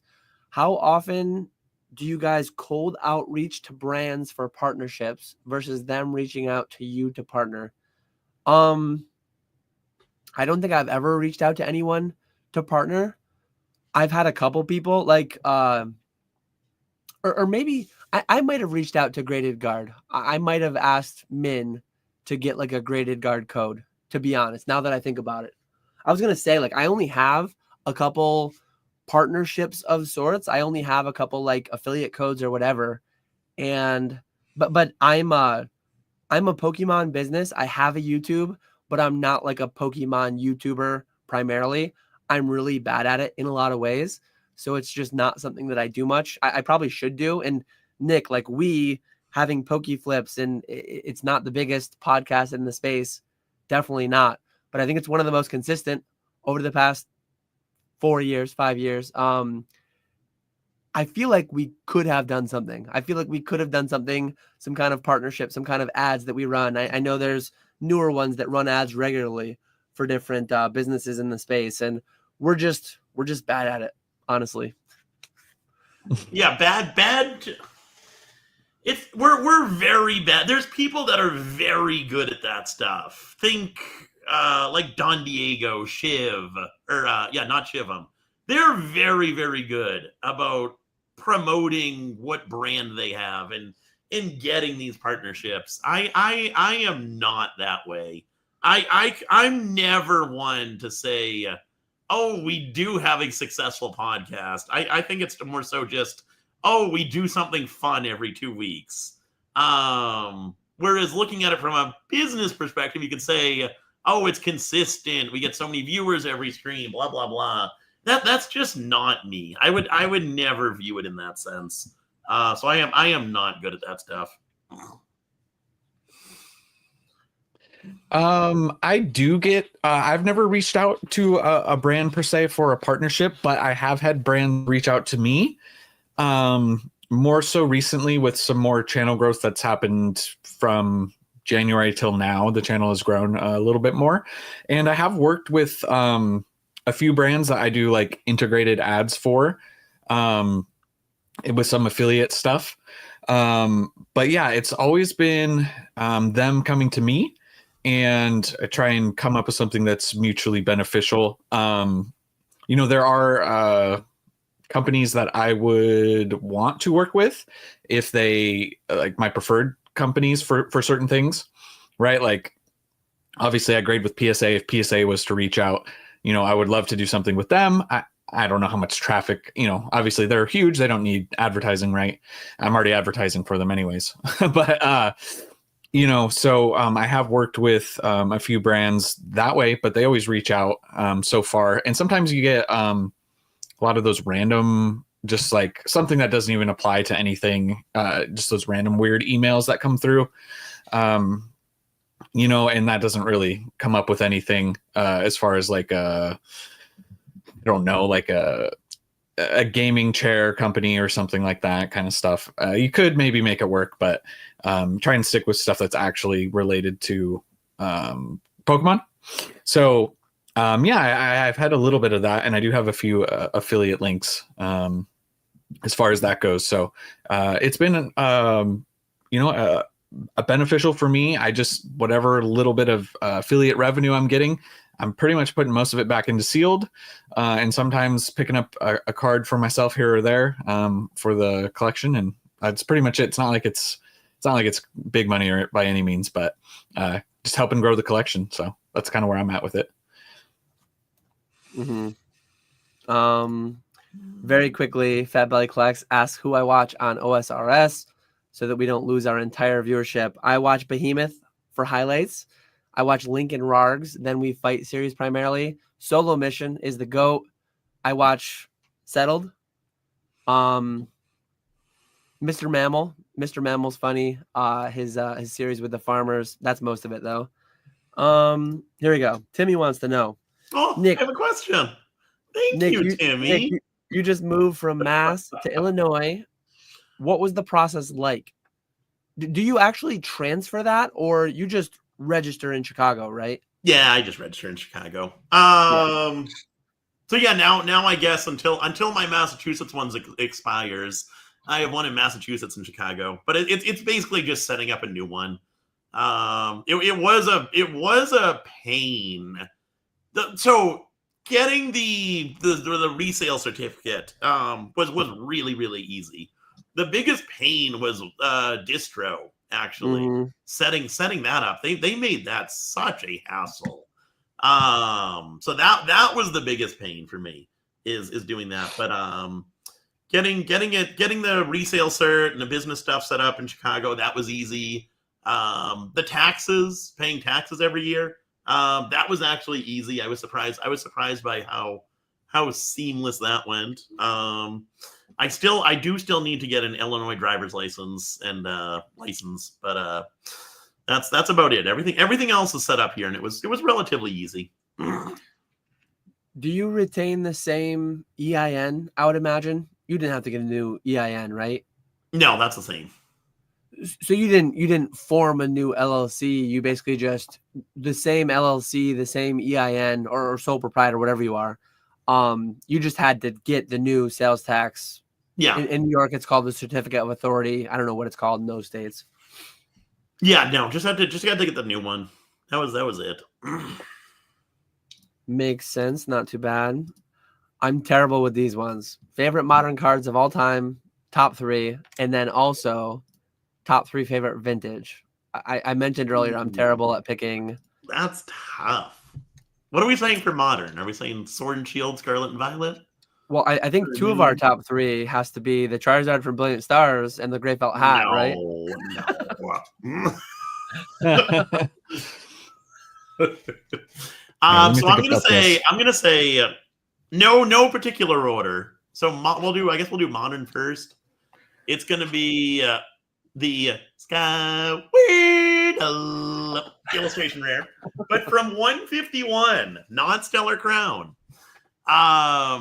And then the Gray Felt Hat Pikachu, and then number 3. I want to say it's gonna be the Zapdos SIR from 151 as well. Oh man, I'm so bad at these. When does modern start? I'm gonna say Sun and Moon. And it just so happens all 3 of mine are Scarlet and Violet. Yeah. Oh. Vintage, I'm gonna say Shining Gyarados, base set Charizard, the most basic boy answer. And then the third one is tougher.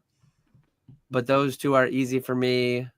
TJ, you want to go? It sounded like you were ready to go. I need to think more. I think I got my modern choices. I'm referencing some cards here. I do feel like I'm obliged to say the Brilliant Stars Charizard in there.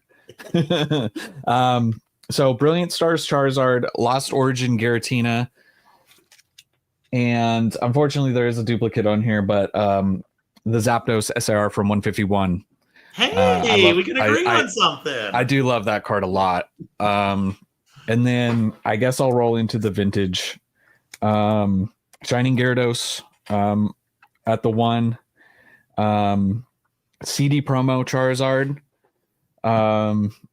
would be my probably 2, and then I have to think about the third for a second as far as vintage goes. Give me a second. Does my modern have to be Pokemon, or can I do the Grail? No. Griddle Greaser Pete from Medicine. Especially that version. Just burn that garbage. That's right up there. No. I mean, one of the modern ones has got to be the only time Quaxley has graced a chase card. So that's one of my top 3. I got my PC binder right here, so I'm just flipping through.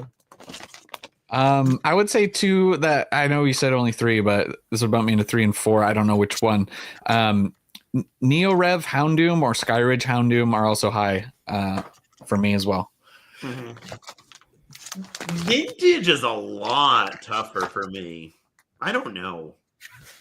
I know Shining Gyarados is on that list. I'd want to say Gold Star Pikachu. But then there's so many others. The legendary dogs. I don't know. That's a really tough one. Modern, I think my top 3 for modern's a pretty solid list. I would have liked to add the Evolving Skies Dragonite alt art. But I think the 3 that I said is pretty solid. Oh, no mention of Crystal Lugia is criminal. No Mewtwo is criminal. Mewtwo honestly probably does catch my top 3 for ultra modern, but for modern. I didn't really PC one of those for that long. I guess I had one in a binder until the boom, and then I ended up selling it because it's like, yeah, the market just wants this more than I do. But I did have one for a good while. That's my new chase. I want to. If anyone finds a pristine 10 of the Mewtwo, I want that. Speaking of pristine 10s, that's a timely pivot. For CGC pristine cards that have an incredibly low pristine rate, less than 10 total for more than 1,000 cards graded, compared to PSA cards that have a PSA 10 graded pop of greater than 2K with a 25% 10 rate. That's interesting. So it's a relatively, I mean, that's still relatively hard to grade at PSA with only 25% PSA 10s. But I'm trying to think of what card this could be. Well, one thing I think of is actually the gray felt hat, and this is with respect to BGS, not PSA. So BGS has graded thousands of gray felt hats, and there's only one black label, and there's hundreds of pristines, I believe. The pristine at Beckett is worth like $2,000 or a little bit over $2,000 at this point. What's the PSA 10? $800. So the Beckett regular pristine is worth 2.5 times as much. And the PSA 10, then the PSA 10, the black label hasn't sold in a long time. I don't know if it's ever sold. I can't imagine what that would go for. But anyways, what do you guys think is a decent multiplier? These things very much come down to like what a seller's willing to sell for and a buyer's willing to pay. There's no like rule of thumb that you can use that will govern all of these kinds of cards. But like, I think a good example is I don't know what the pop report is on the McDonald's Squirtle, the 2002 where he's blowing a bubble. Yeah, it's a nice card. What was? I bought a pristine 10 for 1,000, and at the time PSA 10s were 500. So I paid double what a PSA 10 was going for, and I was perfectly happy paying that because there's 3 pristine 10s and 1 perfect 10. I don't know how many PSA 10s. I would imagine there's a good bit. So I think that's a good example. I was perfectly fine paying double what a PSA 10 would have gone for. I probably would have paid. I think I would have paid up to 1,500, 2,000-ish. I think 2,000 would have been my max on it. Was that an auction? No, someone had to buy it now. Listed at 1,200, and I offered 1,000. Man, Nick's scamming people. He would have paid 2K, and he had to bring him down to 1,000. Watch out for this guy.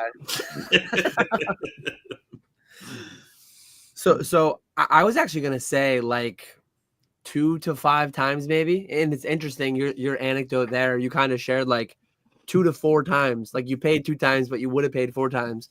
So it falls right in that same range. But just because that's what we're saying doesn't mean like the right card, the right collector, maybe you'll get 10 times, maybe you'll get more than that, and maybe you auction something and maybe it goes for 90% of PSA 10. Like maybe it just goes for less because it's too niche of a card or it just wrong time. And generally I wouldn't auction this kind of card. I'd probably go for like a buy it now, take offers.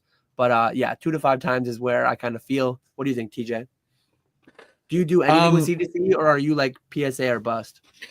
Currently, what CGC cards I have, I got in a trade and they're not anything crazy. It's just they just kind of came in a deal. So I don't really deal with CGC or pristines too much currently. So I don't really have. I'm not in that buyers or sellers market for that kind of stuff currently. You know, I do respect it and admire it, but I don't have too much skin in the game when it comes to that. But I think, you know, where you guys are talking sounds about reasonable, 2 to 4x ish, depending. And I mean, I don't know. I just don't have much to offer when it comes to that. But yeah, if you have the only one, you know, it's name your price. You'll find somebody potentially who wants it bad enough. So yeah, I'd say if you're in the selling side, I'd list incredibly high and then take offers. You know, like way higher, just in case. You never know what offers are gonna come across your table if you're on the selling end. And Eric Drinks Water said no mention of Masaki Golem is cringe. No, that is Golem. No.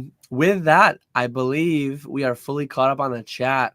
We're kind of rating that sweet spot too of where we like to end, sometime between 4 and 4:30. If anyone has any final questions, feel free to let them come through. I see one just came through, so we're not going to end right yet. But since we're getting close, I just want to say thank you to everyone for being here. It was a different day, slightly different time than normal, and we got a solid turnout like we usually get. So appreciate everyone being here on their Thursday afternoon. TJ, thanks for coming in. TJ had me on on his channel a few weeks ago now. I forget exactly when that was, but again, his links are down below. Go check those out if you want to see me chat with him. He's got a lot of other live streams on there. I think more coming every week in the future, or like most weeks. Yeah, I'm hoping to do, if I don't have a guest on, I'll just be solo answering questions. So probably that means I'll be going live tomorrow. So yeah, hopefully every week my goal is to do at least one live. So yeah, got to keep that going. Nice. Awesome. Yeah, so definitely go follow over there for some more weekly live content. Eric Drinks Water says, I'm going to AI generate questions to keep you here until tomorrow. Water says, thanks. It was a podcast. Yeah, I think this will be a final question. What do you think of the sealed premium on singles? I sold many near mint shining Ho-Oh for $8 and just as many sealed ones for $30. Wild. I didn't know that one had such a massive premium. That one's interesting. Yeah, that's a lot. Especially that's the shining Ho-Oh. Legends. That one's in a clear, that one's just in a clear cellophane, right? So you can pre-grade it while it's sealed. Yeah. One thing I was gonna say, one twist to it. If it's like a gray felt hat, it has a backing, it's harder to pre-grade it. You still can kind of, but it's harder to pre-grade. I was gonna say, like, the harder it is to pre-grade it through the sleeve, the more chance you're getting a fair shot at like a not pre-graded card. So that could be an explanation for part of the premium. But like $30 on the sealed plastic where raw near mint it's $8, that's kind of surprising to me. Yeah, it's kind of weird because it's like it's likely been pre-graded. And personally, if I was putting together like a binder to appreciate cards, which is the way I like to appreciate them most, I'd want to take it out of the cellophane to put it into a binder. It looks weird in a cellophane in a binder. So there's no like premium for me personally on the sealed promo. I'm actually like really caught off guard by that and surprised by it. I can't really like rationalize it too strongly. Yeah, in the stream, sealed promos are popular. People do like them. But it's not really a case of people paying over what like if I took it out of the wrapper.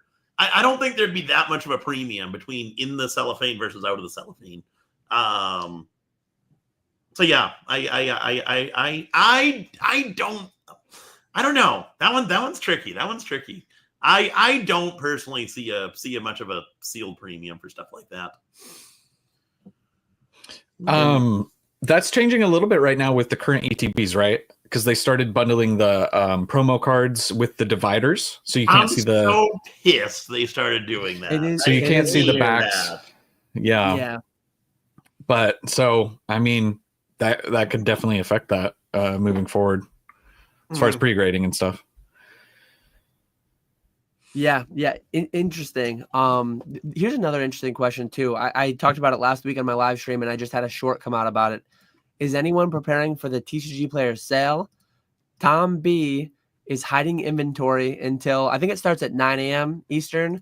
Brandon mentioned, but he said he's hiding his inventory and then going live with over 1,000 cards at 10% over market.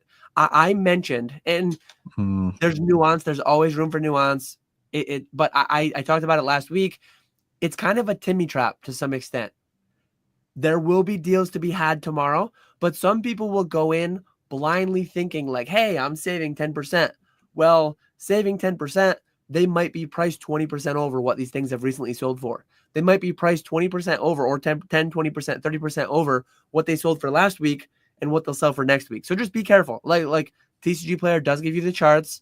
Make sure you're buying what you're actually trying to buy. Make sure you're not falling for one of the things we talked about an hour and a half ago, where you're trying to get an Evolving Skies booster box and it's 36 loose packs, or you're trying to get an Evolving Skies ETB and it's just the sleeves and the dice and the dividers. So yeah, watch out for the traps. I think there will be good deals to be had, but I think there will also be a lot of traps for people that aren't being savvy about it. Yeah. Could you imagine if eBay did that again? I wish they would do stuff like that. That The would heyday. be wild. The heyday of eBay bucks. Me and Walrus were talking about that a while ago. I wish they would bring something like that back again. One of the big issues, though, like we think on it so fondly, but you remember what the limit was: 500 per quarter. Mm-hmm. Back in those days, I used to max out every quarter at 500 a quarter. The scale at which I'm buying these days, it's like, sure, it would be great on the first like 5K you spend a quarter of the 500K. Like it's you could only use it so much. And these days, I just don't buy as much from TCG Player. I don't buy as much from eBay.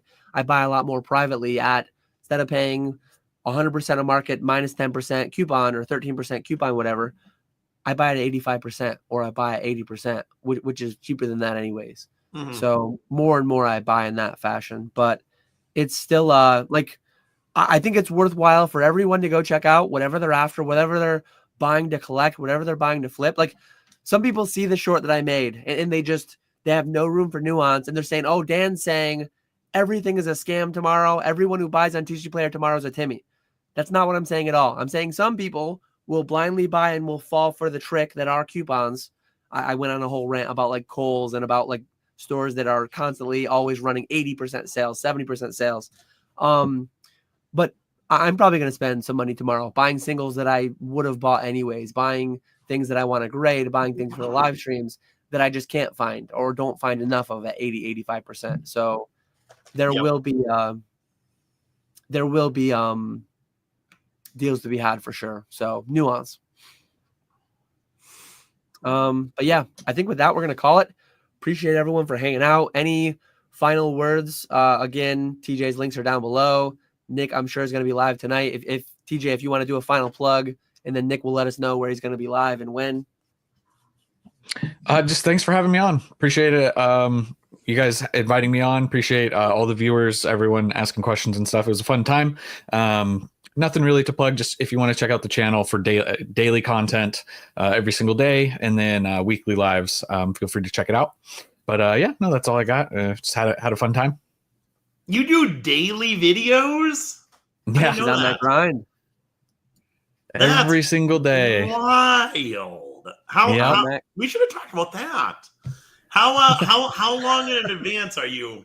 Like do you have I assume you have at least a few videos in advance. Nope.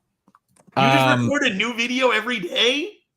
Yes, I like to stay on top of the news cycle a lot, and like with card movements and the news, it's been beneficial if I have to travel or something, I will try to batch record and do like 2 or 3, 4, depending on how long I'm going to be gone.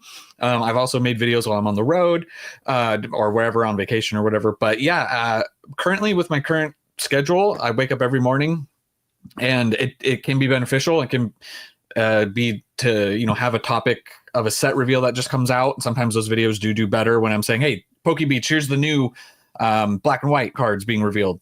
So I do like that. But yeah, it can be a grind. But yeah, I started seeing growth once I started posting daily. So it's just, I'm still on that grind. We're coming up. It hasn't been a year yet of consistent because I had to take a break when we went to Japan. So there was a little bit of time that I missed some uploads, but yeah, we're coming up. We're getting closer and closer to a full year of daily uploads. That's wild. On that grind. On that. Yeah. That's a massive accomplishment right there. Oh, thank you. Yeah. As BB says, Nick struggles with yearly uploads, so he's having a hard time wrapping his mind. Exactly. When was your last upload, Nick? Are we over a year? Has it been like the birthday? It's got to have been over a year now. I'm gonna pull it up. Let's go. I don't even know how to get to my channel. Videos. It says 1 year ago. Let's see what this one says. That means over a year then. Yeah, 1 year. Yeah, January of 2024 was my last. Wow. My last video. That's crazy. So Nick's on that once per decade schedule. But yeah, I think that's a good way to close it out. One thing I will mention, I'm going to do a shameless plug for once. I don't talk about this, but goodbyes are so hard. Tomorrow night, we're going to have a little pregame eBay live, bunch of fun giveaways, and then Saturday night, my biggest and best eBay live stream to date, celebrating my 2-year anniversary on eBay Live. So 8 p.m. Eastern, Saturday night. Got a ton of good stuff. We're gonna end the stream off. I'm not gonna sell it. I'm gonna open it, but I'm gonna open a McDonald's pack, the original one, not the newest one that just came out. But I'm excited for that. Excited to see what's in there. I've never opened one of those, so I'm very excited about that. But bunch of auctions. We're gonna have a few special guests. Walrus will be there. Thrifty will be there. So I'm excited. I'm looking forward to that. Nice. Well, congrats on 2 years there. Not consistent with YouTube anymore, but very consistent with eBay Live. So definitely go check out Nick's eBay Live if you want to see the epitome of consistency. I guess I'll do a shameless self promo too. It's not me personally, but I'm sourcing behind the scenes for it. PK Ponga live 7 nights a week on Fanatics. PK live 5 days a week on Fanatics as well. So yeah, I don't have those links in the description. I should add some of those. But nah, we don't need those. Add with that, though. With that, we're gonna call it. Hope everyone has a great rest of their week. We will catch you all later.